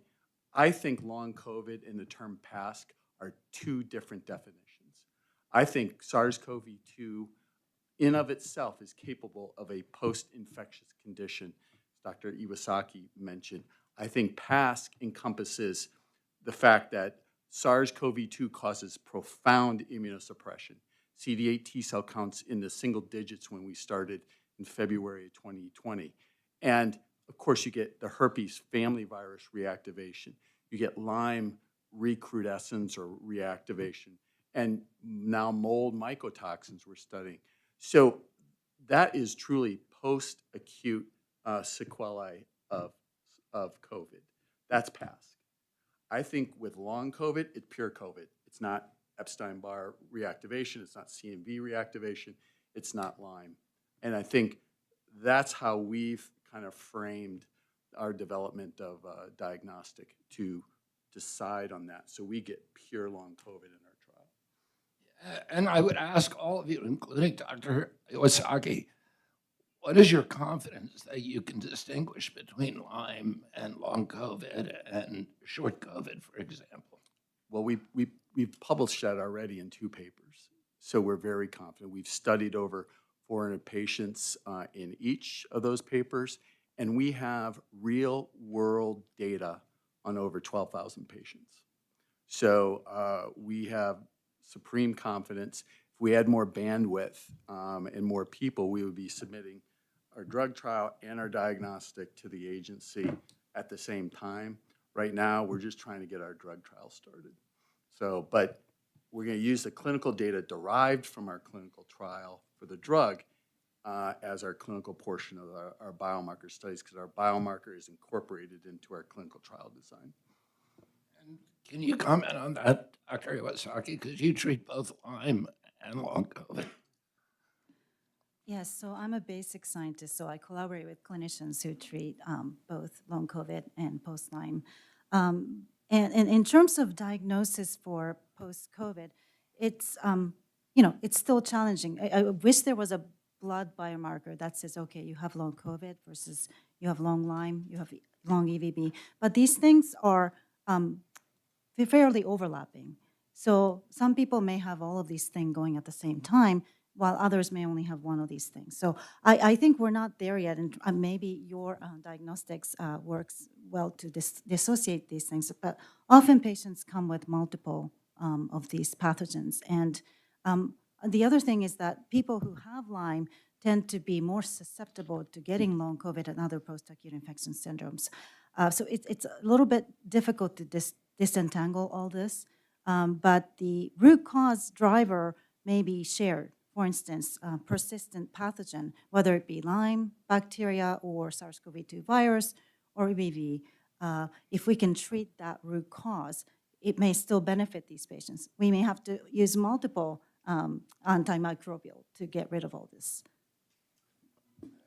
Mr. Secretary, I just wanted to pull on a thread here. Dr. Peluso and Dr. Patterson both indicated they thought it would be helpful to convene a pharma roundtable. You and I can perhaps discuss that offline or work with your team on whether that makes sense.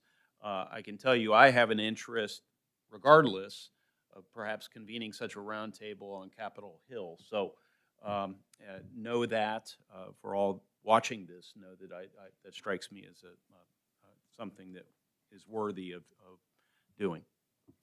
Dr. Willie Churban, do you want to introduce yourself and give us any comments?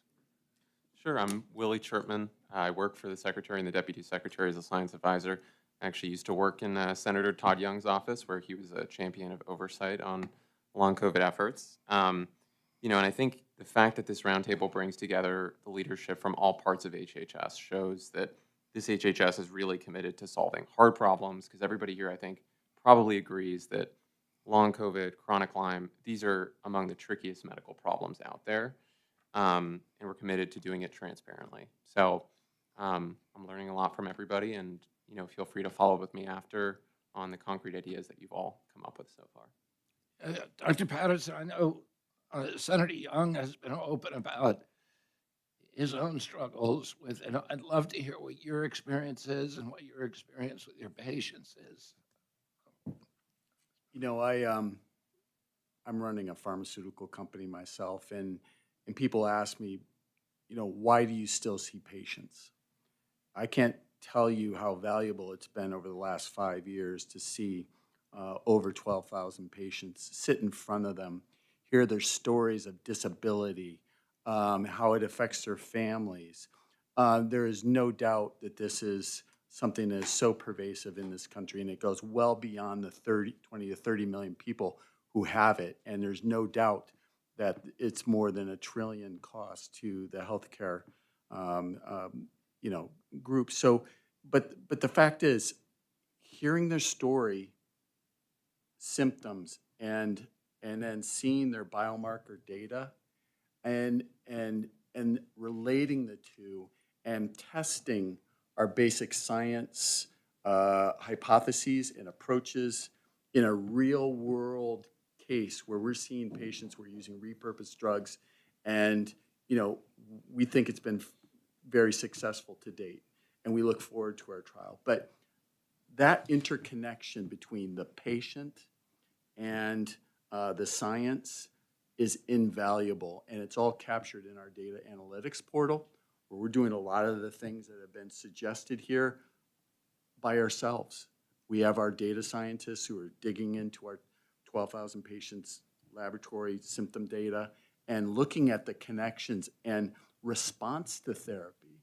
I mean, subjective responses to therapy are so difficult. This population has been so sick that it's really hard to say, well, I feel better, maybe I'm better. I don't know if I'm better, but I'm better. But to see their immune system resetting and getting back to normal on our panel is so reassuring, not only to us, but to them that, hey, you know what we're trying right now is at least working and getting your immune system back to normal.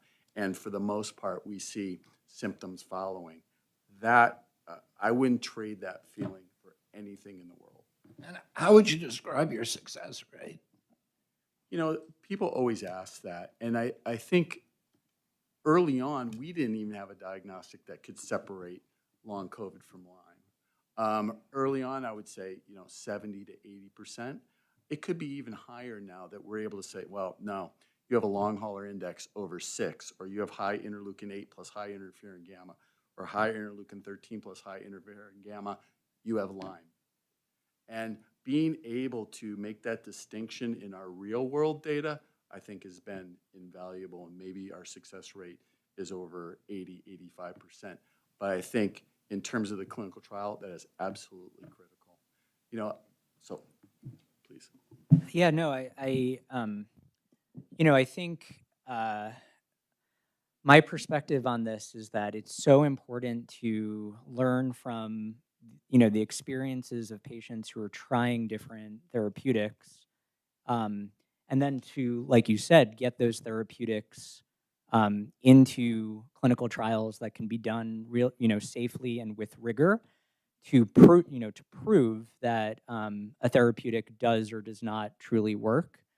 I think we've seen some things advance to clinical trials based on that. For example, there have been several trials of short-term antivirals based on patient experiences.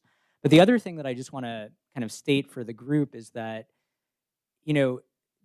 often clinical trials are negative, but a negative clinical trial is not useless. We actually learn a tremendous amount from trying and not seeing an effect because we can understand whether the drug did or did not have a biological effect in the first place. And then we can really try to hone in on whether there's a subset of people, and I'd love to hear Dr. Urasaki's thoughts on this, whether there's a subset of people that do truly benefit. How do we understand who those people are? And then how do we identify those people for the next clinical trial, which would really give us the best opportunity to find something that truly works for a subset of people? Because as we've mentioned repeatedly in this is a heterogeneous condition. That is a challenge, but that should not be an unsolvable problem. And I think that we can learn even from, clinical trials that don't hit a home run for how to inform how to move forward. Yeah, thank you very much, Dr. Peluso. So one of those, an example of this is the Paxil-C trial. We did a Paxlovid 15-day course of treatment in patients with long COVID in collaboration with Pfizer. And we did not see an effect in terms of the primary outcome of improving the health of these people sufficiently. However, we did a deep dive immune phenotyping in these people, and we are seeing some signatures that may be predictive of who recovers versus who don't. Again, it's not in everyone who took the drug, but these signatures are then going to inform us what might be the next target that we should go after. And so Dr. Peluso is absolutely right. A failed clinical trial is a learning experience. And we have to learn from each of these because they're very expensive, laborious, and the patient's time and effort, we cannot waste that. Let me just a brief comment about, because everybody agrees that we need to accelerate clinical trials. We also agree that it's a heterogeneous problem. Paxlovid trial, how long did it take for you to start and do it? Several months, Oh, right? yeah. So our Paxlovid trial was relatively quick and cheap because we did it in a decentralized trial, which is really like amazing effort by Dr. Harlan Krumholtz at Yale, who specializes in these next generation trial platforms. And this is what I would recommend to everyone because patients with long COVID and other post-acute infection syndromes are quite ill. And even if they wanted to participate in a trial, they're unable to come to these sites. So we sent the phlebotomists to their homes. We send all the surveys electronically, and the drugs are sent to their homes, remotely. So none of the patients had to come to any given sites to do the trial. And I think it's cheaper and faster. And this is something that we should consider going forward, especially when we're having this discussion with the pharma partners. Now, my comment is that we can actually do these kind of trials on multiple hypotheses using data. In fact, we have done that, and we found that Paxlovid doesn't have any effect. And we have curated this cohort of the largest curated precision cohort in the country, 150,000 patients. 21,000 of them have unexplained chronic conditions post-COVID that associate with COVID. That's about more than 14%. So we have this data of it's about 80% accuracy, which is still great given the validation. We are testing hypotheses that takes several months to just test in standard ways. I think with the power of data, with the data that is available in all academic medical centers, we can do things like FIWAS type analysis and look at a lot of different things and accelerate the beginning part of the trials and have the hypothesis be driven by data, I think. This is a high-risk, high-reward public health condition. ARPA-H has a high-risk, high-reward model. This is why you were established, as I understand it. So, Dr. Roos, I wonder whether you have a timeline for initial planning to assist with this public health condition, and whether you might be able to give us a sense of when you might potentially launch your long COVID work. So we've already begun this discussion in coordination with the Secretary's office and his counselors and the community of interest here. We felt that this forum, and as we were engaging with the Secretary, this forum was vital to help informing that. We don't want to just jump out and presume that we have the best path forward. So I'm very confident in saying that in short order after this forum that we can come up with a plan, work that through the Secretary's office, and get that out to the community to react to. We're talking weeks, not months, years. Speed is our middle name. As you know, our job is to accelerate better health outcomes, and we are, as I said in the beginning, very committed to doing this quickly.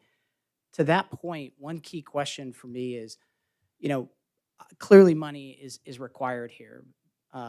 So I don't want to dismiss that, but what are the barriers right now? Like, why can't we be sitting in this room next year and have have that validated panel of biomarkers, or have the mechanisms of action well articulated so we can move to the next step in the game?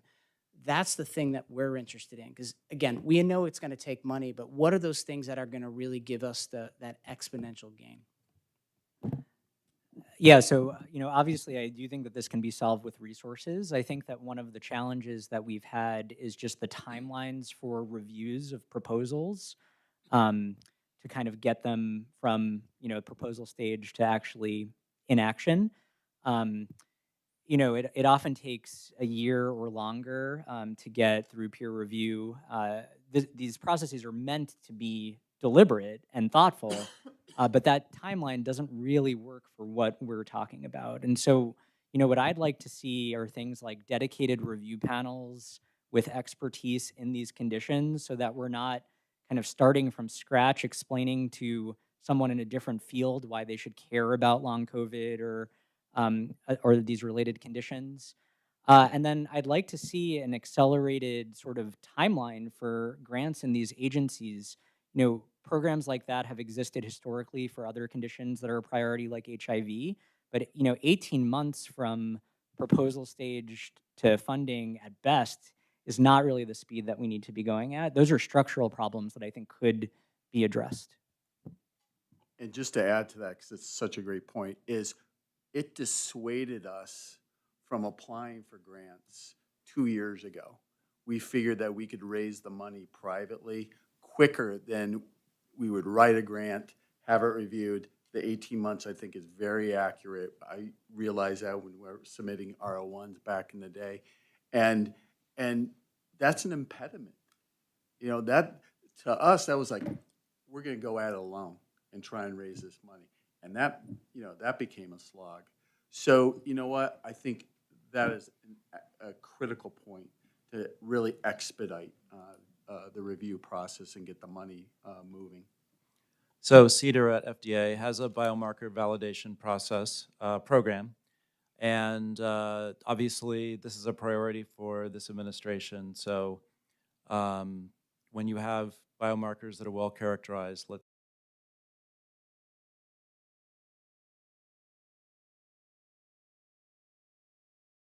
say 2 years ago, and it was sent back to us.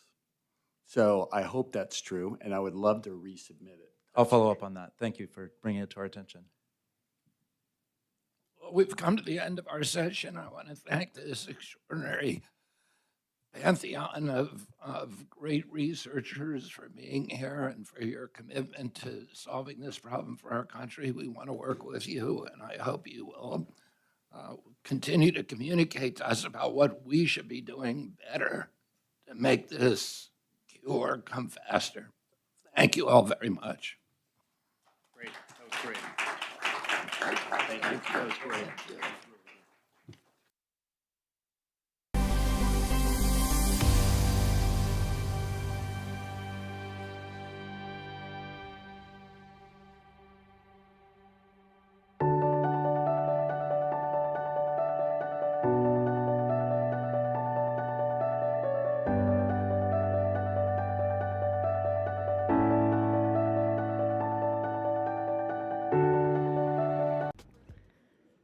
Hello, thank you for coming today. We're glad you could be here. I'm pleased to welcome to the stage Secretary Kennedy.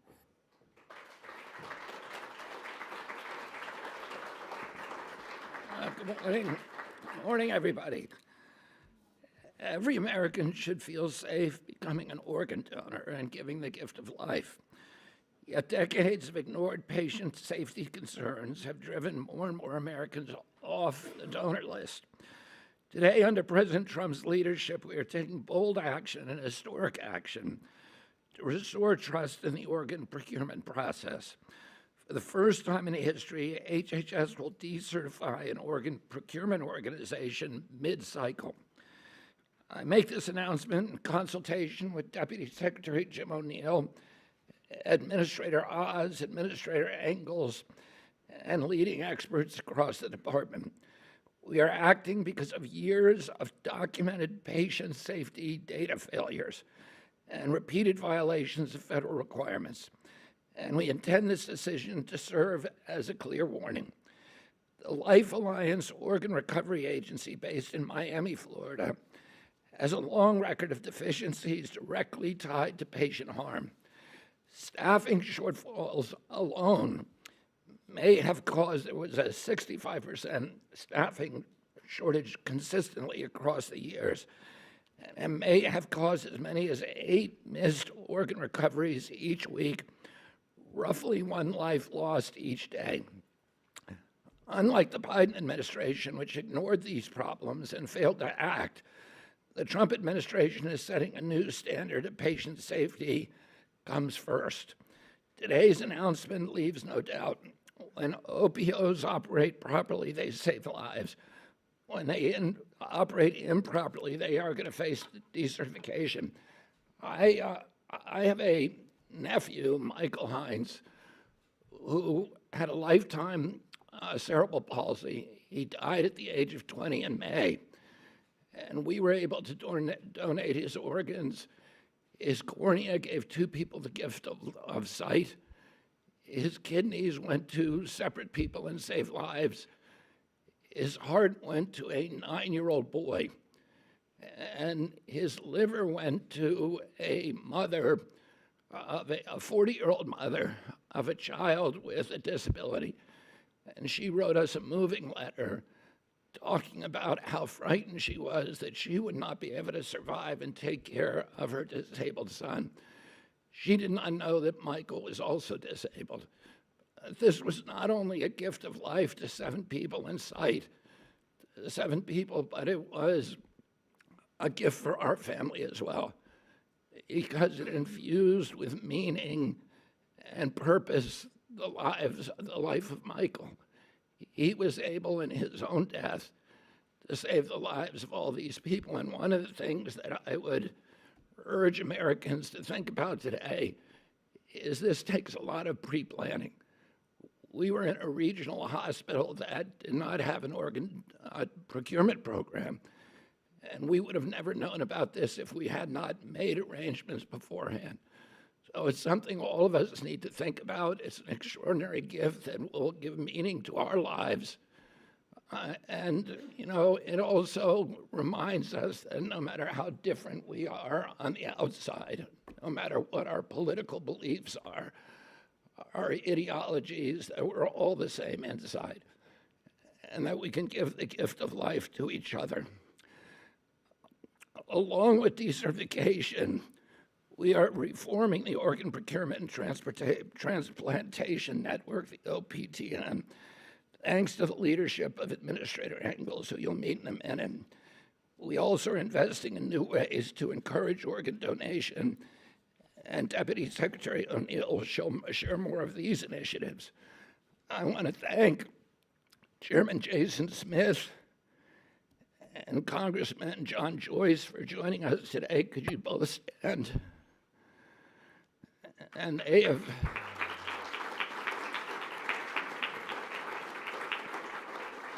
it was their leadership that alerted us, and their hard work that alerted us to this calamity happening in South Florida and other states as well.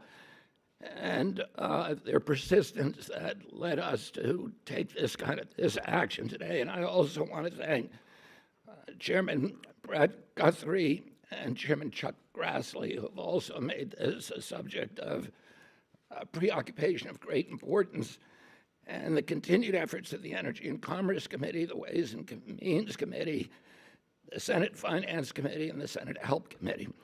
Our goal is clear. Every American must trust the nation's organ procurement system. We will not stop until that goal is met. I now turn this over to Dr. Oz to discuss the collaborative effort in greater detail. Thank you. Come stay for 1 second. I want to emphasize something that is vital, because we talk about the gift of life with organ transplantation. It's actually the gift of love. And the things you're going to hear about today, and the reality that these were allowed to unfold and continue in ways that were unimaginable when I took this position, is shocking. And it would not have been addressed without the fortitude, the strength, I think the medical term is cojones, of the Secretary, who is undaunted in his desire to make a difference in saving lives of Americans. President Trump has been 100% supportive of these aggressive actions. As we walk you through this historic day, again, the first time ever in history there's been a mid-cycle decertification of an organ procurement organization, and it will be the first time when it's finished that it will have been completed successfully, we believe as well, for good reason. But it doesn't happen without strong leadership at the top that gives you air power. So God bless you. Thank you very much. Thank you very much. So the Secretary, I don't think he realized it when he did this, but when he started putting in place leadership at different agencies, happened to pick 2 people with experience in transplantation. So I'm going to go first and speak a bit about what CMS has to do and a little bit about my story in transplantation. Marty McCurry is going to follow me, and both of us have, I believe, a similar experience. When I was a young surgeon finishing my training, I remember being called on organ procurement runs. And these are always in the middle of the night, because that's when you get the OR at the donor hospital, because it's busy during the day. And I remember flying all over the country, in particular one snowy night to Buffalo, where it always seemed to be snowy when we went there. And I witnessed firsthand the love, the passion, weirdly almost the joy that is involved when you're saving a life, even though you're risking your own. And I say risking because these snowy flights, these pilots were not probably signing up for this, but they were going to do whatever it took, even when it was a difficult terrain. When we land there, the ambulance companies, the nurses that were taking care of the deceased individual, their families who had been approached in the middle of their deep grief had been brave enough to make a difficult choice to donate the organs of their loved ones, knowing that there was a greater good that might come from this horrible experience that had taken place and the loss of a person that was so dear to them. Throughout this process, I gained a lot of insight into what actually goes into the organ transplant process, but you don't really feel it at the same level until you're actually doing the transplants, which is what I did as a heart transplant surgeon, and talk to the recipients. People who are barely holding on, trying to avoid falling into the abyss, the darkness of death, knowing that someone's going to have to, in a moment of grief, donate the most precious things we have in the temple of our souls, our organs, to allow them to live to fight another day. I remember, in particular, a case that many of you probably had heard of when, in the middle of the 1996 World Series, the manager of the Yankees, Joe Torre's brother, Frank Torre, who was on our transplant list at Columbia, had an organ become available just before the final game of the World Series, and the organ became available poetically in the Bronx, where the Yankees play. And I did the transplant that evening, and by dawn, we knew that he would survive. And that man, Frank Torre, became an extremely close friend, like many of my patients, lived for over 20 years, relatively uneventfully, with that kind donated organ from a young man in the Bronx.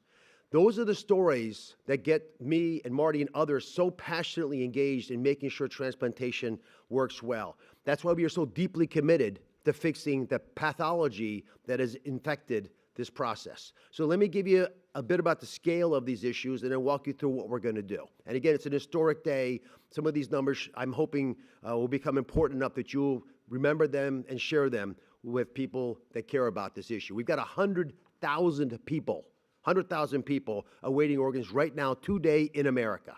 While I'm speaking, another person will be added to that list. During this press conference, someone waiting for an organ is going to die. These are big numbers, and it's every single day without notice, which that's why we don't want to lose organs because of paperwork issues or incompetence or inefficiencies in the systems that were the nonprofit entities that were given the license to procure these organs. 28,000 organs go unmatched and therefore discarded every year.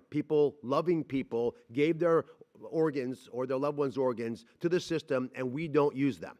28,000 theoretically lives were lost, and there's huge financial cost as well, as you'll hear about later on when we don't use these organs, because the second-base solution, like dialysis, isn't nearly as good, but incredibly expensive. Every missed donation is an opportunity that we've lost to save a life. And that's why we have decided to take this action. And please see the federal oversight that's coming down the pike, and it's harsh, as tough love, because it's needed to restore trust in the organ transplant system. We're going to crack down on noncompliance with Medicare requirements. That's what CMS is going to offer to this equation. In part, we have the ability to address the suffering that's occurred because of systemic failures that have progressed and lasted far too long. We're going to start enforcing the appropriately rigorous standards and modernize the system with stronger data oversight, innovative tools that are going to make organ procurement easier, more seamless, more effortless, and more effective for all America, especially Americans who are waiting transplantation. So we're taking unique action today that has never been completed before. We're going to terminate the Medicare participation agreement for an organ procurement organization, a so-called OPO. This action follows documented quality concerns that have lasted for a decade. You may be asking yourself, what has taken so long? That's what the leadership of Secretary Kennedy and President Trump offers us. The minimum conditions of participation and coverage of Medicare are not being fulfilled. So we have felt it appropriate to recommend that the Life Alliance Organ Recovery Agency, which serves 6 counties in southern Florida, lose its certification. and that action is going to be taken today within CMS. 10 years of noncompliance was tolerated. This organ procurement and transplantation network that Tom Engels will speak about, entity, has been talking about this for at least that long. They had made requirements in old days, years ago, to decertify this entity. It was never acted on. That group was replaced. And Administrator Engels is going to walk you through what the new group has also said, which is to decertify, which you are acting on. The underperformance as assessed by CMS, my organization has confirmed this. We have lost organs for paperwork reasons. The wrong labeling has sent the wrong organ to the wrong place, all kinds of issues. And in as late as August, there was a process that we would hear more thoughts back, and URSA was still unswayed. OPTN, this entity that governs the entire organization, still felt that the program was lacking. For that reason, we are decertifying them today, in part because there's inadequate training, inadequate effort to address the massive understaffing. They only are staffed probably at 2/3 where they should be. We want to ensure that every single American awaiting transplantation has a fair chance and begins to trust the system.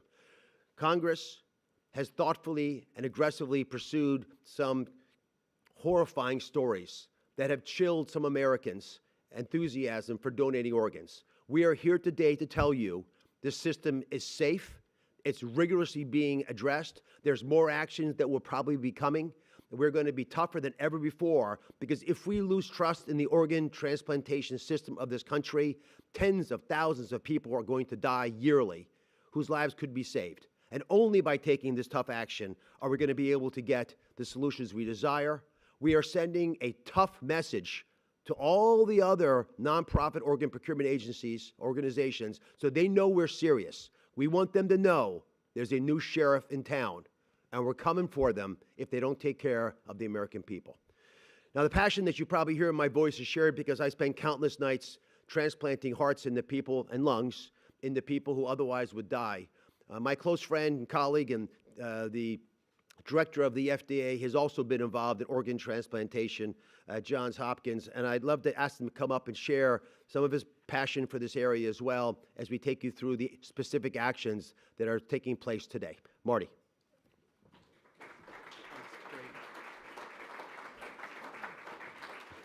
Well, thank you, Dr. Oz. Dr. Oz at one point had done more heart-lung transplants than anybody in the state of New York, and we are so grateful to have his expertise. I want to just point out that we all want the same thing.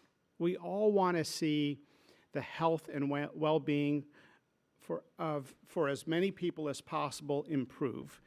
And I can just tell you from a personal experience that my story is not unique. To get a call in the middle of the night to go out and do a run to retrieve an organ for transplantation, or to be involved in one of the procedures, and then to learn later that another organ was thrown in the red plastic bag of trash in the operating room for no good reason except a breakdown in communication, or a coordination mishap, or an individual who made a bad call, is a tragedy. And the number of 28,000 that you just heard Dr. Oz cite should shock every living human being. We've been complaining about this for a long time in the surgical community. We've been talking about it in the policy of organ transplant community. It's been well known for years. People have been talking about it, but nothing really has changed until now. This is the first time ever that we have seen an action initiated against an organ procurement organization. There's been too much lack of oversight and accountability. Who's responsible for these problems? We have a moral duty as human beings to steward something so sacred as an organ. You know, one of the things you never prepare for in medical school, you're never trained or taught to handle is breaking bad news, pronouncing someone to be dead, and then having the next conversation about what to do with the body. Never Never once was I trained on how to do that, except when I had to do it. And what you learn is that there's something intensely sacred about a body after someone has deceased. It's a powerful bonding connection between the body and the loved ones of that individual.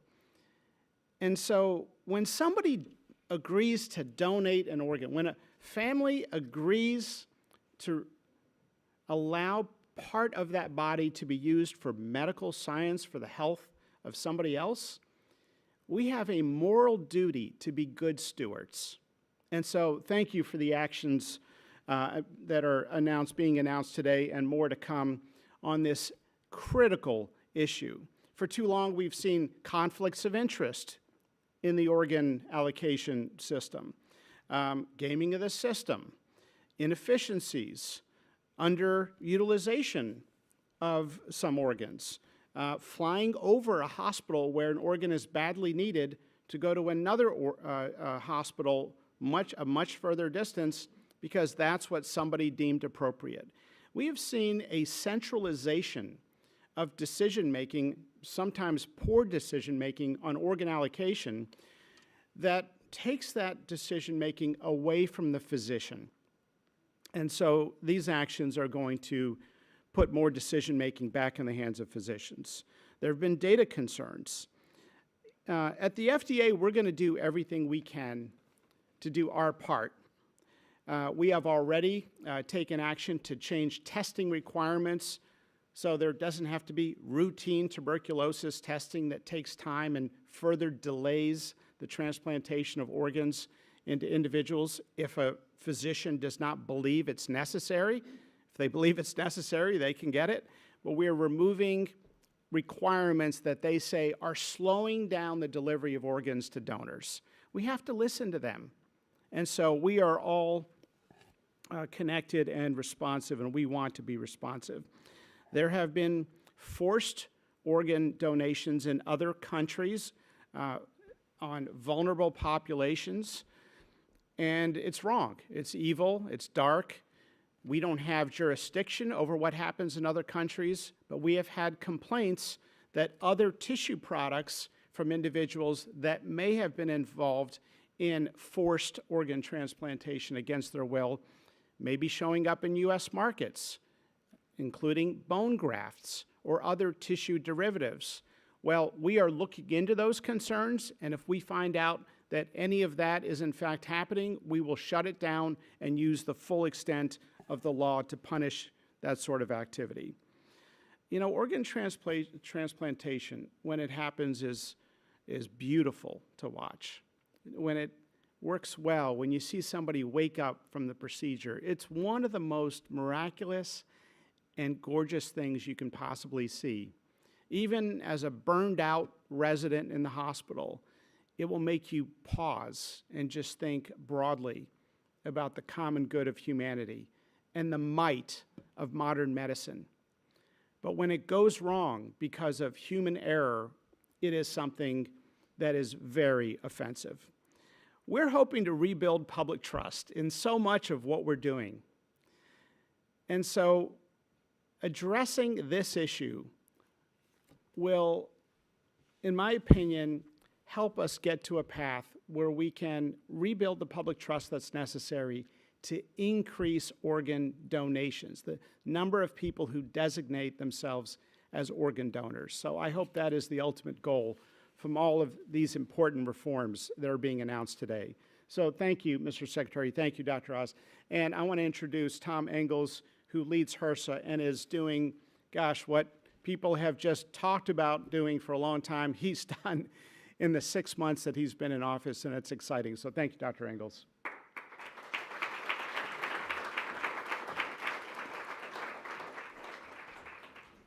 Well, good morning, everyone. I'm probably the least known speaker of everybody that's been on the stage so far, but I'm Tom Engels, and I'm the administrator of the Health Resources and Services Administration. And I want to thank Secretary Kennedy and President Trump for their outstanding leadership on this and showing true action when action was really needed. I also want to thank my HRSA staff, Suma, Dr. Lynch, my Chief of Staff, Margaret Bush, Deputy Chief of Staff Holly Walla, and the entire HRSA team. They have put tireless efforts into this, and they have been the real leaders in this, and they are the real heroes that I really want to acknowledge and thank. At the Health Resources and Services Administration, we know that when families make that difficult decision to say yes to a donation, they are entrusting us and the national organ system with their loved one's legacy. When safety lapses occur, trust is broken. And if families lose trust, fewer will choose donation. That is simply unacceptable, and we are here to fix it. Under Secretary Kennedy's leadership, the Organ Procurement Transplantation Network modernization efforts are strengthening patient safety and restoring trust. Over the last 8 months, HRSA has led historic modernization of the organ procurement and transplantation network, transforming governance, transparency, technology, and accountability across the transplant system. First, governance and accountability. For the first time in 40 years, HRSA separated the OPTN board from its contractor and seated an independent 34-member board through a national special election with 83% voter participation, showing strong community engagement. Second, transparency and fairness. HRSA launched a public dashboard to improve transparency and increase oversight when organ allocation deviates from OPTN policy. This is called allocation out of sequence, which means patients were skipped over for their chance for a life-saving transplant. Third, policy reforms focused on safety. To strengthen both patient safety and fairness, HRSA directed the OPTN to review and change multiple key policy concerns, including the unfair allocation out of sequence procurement safety through clear policy directives. Fourth, modernizing the finances, we moved away from the model where one single contractor monopolized the system for 40 years and into a new multi-vendor environment which is best-in-class contractors. And Congress, and thank you to the members of Congress that did this, thank you for these changes that you made. This change is going to help HRSA bring greater transparency and oversight in how patient registration fees support the OPTN operations. Fifth, a new complaint reporting process and better data to improve patient safety. HRSA opened a direct reporting channel for misconduct and safety concerns, giving us full visibility into patient safety complaints across the system. Through this new reporting system, complaints can be reported anonymously and will allow investigations, appropriate actions to be taken. But our work does not stop there. Today, Secretary Kennedy is directing a new initiative to improve patient safety and further restore integrity to the nationwide transplant system. This new directive authorizes the OPTN Board of Directors to designate a full-time patient safety officer. This officer will be responsible for coordinating responses across clinical operational teams, ensure compliance with federal priorities, and take corrective action whenever patients are at risk. This builds on our previous directives to the OPTN requiring national reporting and safety-related concerns and stronger safeguards in organ procurement. Families and clinicians deserve a system that is trustworthy and accountable. They all deserve this. When disturbing practices came to light, Secretary Kennedy and HRSA acted, directing corrective actions, enhanced monitoring, and national reporting to restore integrity and accountability. Patients and families must know the system is fair and worthy of their trust. This is the standard we are setting today. This is the promise that Secretary Kennedy and President Trump are delivering today. And with that, I would like to turn it over to another leader in this entire area, is the Deputy Secretary of the Department of Health Services, Deputy Secretary Jim O'Neill.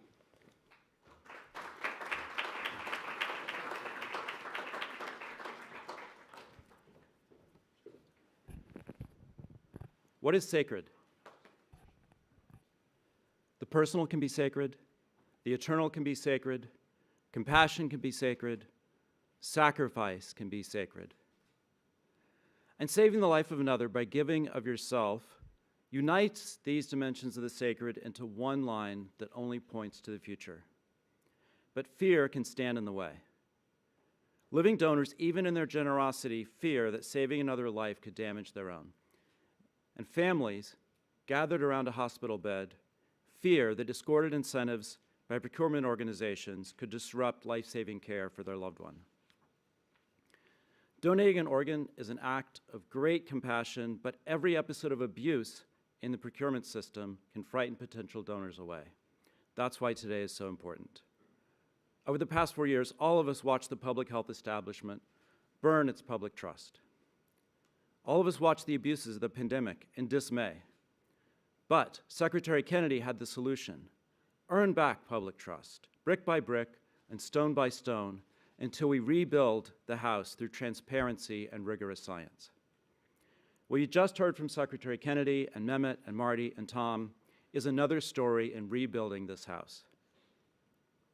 Nearly 100,000 Americans are currently waiting for a kidney, but only 45,000 receive transplants every year. I've watched friends die waiting on the list, and I will never get over it. We have a system for handling kidney failure from transplantation to dialysis, but it obviously has limits. One limit is a compromised immune system. Cadaver kidneys typically last 10 to 15 years and require immunosuppressive drugs that present significant health challenges. By closing one wound, we open another. Dialysis, too, takes a significant toll on the body and the mind. The process can be debilitating and exhausting. Patients are tethered to a machine, and their life revolves around the machine. That is one way to live, but we can build a better one. A single kidney transplant saves Medicare more than $500,000 in dialysis. I want to talk today about 4 concrete ways the Trump administration is safely increasing the availability of kidneys for Americans in need. First, I'm pleased to announce significant investment to make living donations easier and more affordable by improving the Living Donor Program. Today, we're committing $25 million in new funding to that task. HRSA's Living Organ Donation Reimbursement Program will reduce the financial burden on living organ donors by reimbursing eligible expenses that are non-medical, such as lost wages, travel and lodging, meals, and dependent care. I started pushing this project in 2007, the last time I was at HHS, and now that I'm back, it's a true honor to announce it. Second, we're developing methods to support living kidney donation through the KidneyX Innovation Accelerator. Third, we recently broke new ground by greenlighting the first clinical trials for xenotransplantation at FDA. Soon, doctors will save patients with kidney failure by giving them genetically modified pig organs. Someday, we'll replace failing organs with biomechanical improvements. Fourth, through our investment arm, ARPA-H, we're developing bioprinting technology and regenerative medicine to 3D print personalized organs on demand that will not require immunosuppressive drugs. These 4 efforts complement our broader initiatives to enhance patient safety through the organ donation and transplantation system and bring us into a future in which waiting for a transplant will become a bizarre relic of the past. In the meantime, my colleagues and I are committed to reforming the transplant system to save and improve the lives of Americans. Previous administrations have had concerns about the OPO, but Secretary Kennedy is the first to decertify mid-cycle. Yesterday was Patient Safety Day. Today we live in the future. Thank you.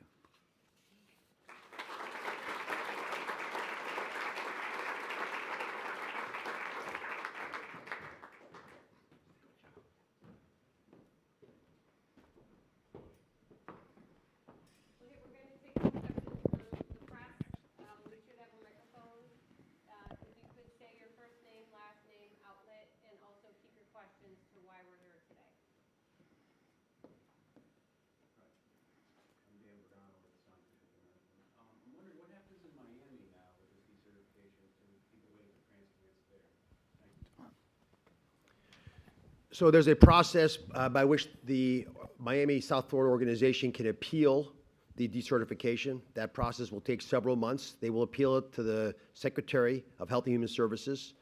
And we believe that over the next few months, they'll get a very fair hearing. If they end up failing, then there's a process to open it up to other OPO groups or new ones to enter into that region. There will be coverage. There will be seamless coverage for patients in the area. And I want to applaud the OPOs that are doing a great job, because most are.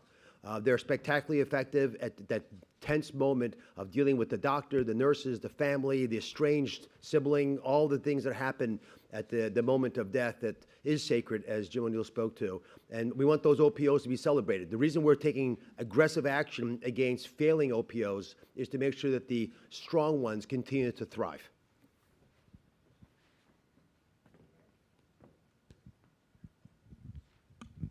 Thank you. Mary Margaret with Daily Wire. I was hoping you could expand a little more on some of these steps you've taken to make sure that we're not harvesting organs from living patients like so many people are concerned about.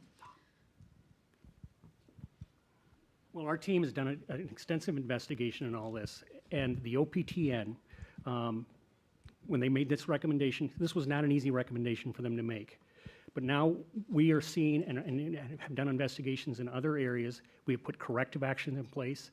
The OPTN board is following those corrective action plans, and they're making sure that those OPOs that are operating in those areas are going to be compliant in those areas. Any other questions?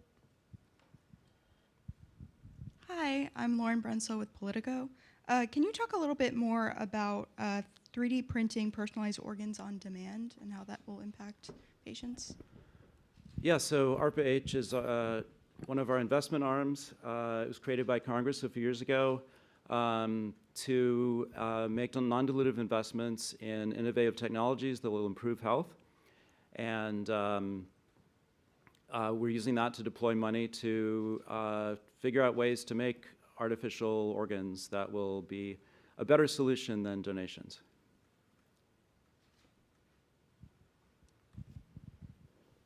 Hi, Peter Wariski, Washington Post. There have been a number of allegations against some of the OPOs for double billing and other fraudulent ways of defrauding Medicare. Is there any effort to bring DOJ or any law enforcement into some of these cases? We're aware of the allegations. Just to get everyone on the same page, OPOs are paid for the costs. They're nonprofits. They're paid for the costs incurred when they procure organs. We do have OPOs held accountable to the standards of the other OPOs. So we are investigating very seriously anything that could hurt the trust in the organ procurement system. I don't believe billing is our biggest concern, and just from what we've been seeing, but we are definitely investigating it.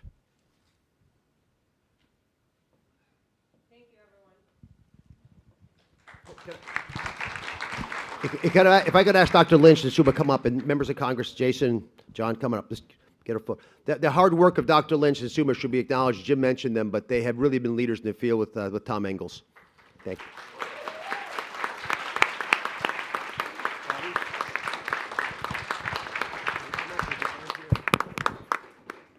No, we can't. Get in front. Let's get in front of this.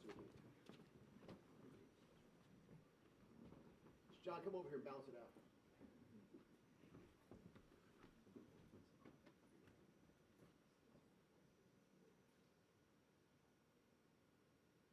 Make sure you look at that big camera in the back.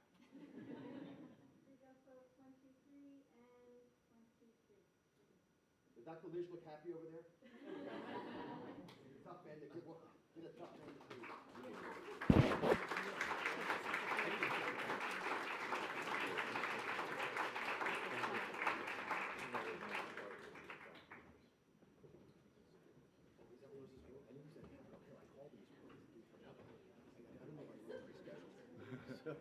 He said to me, "Are you going?" I said, "Yeah, I'm going to miss my."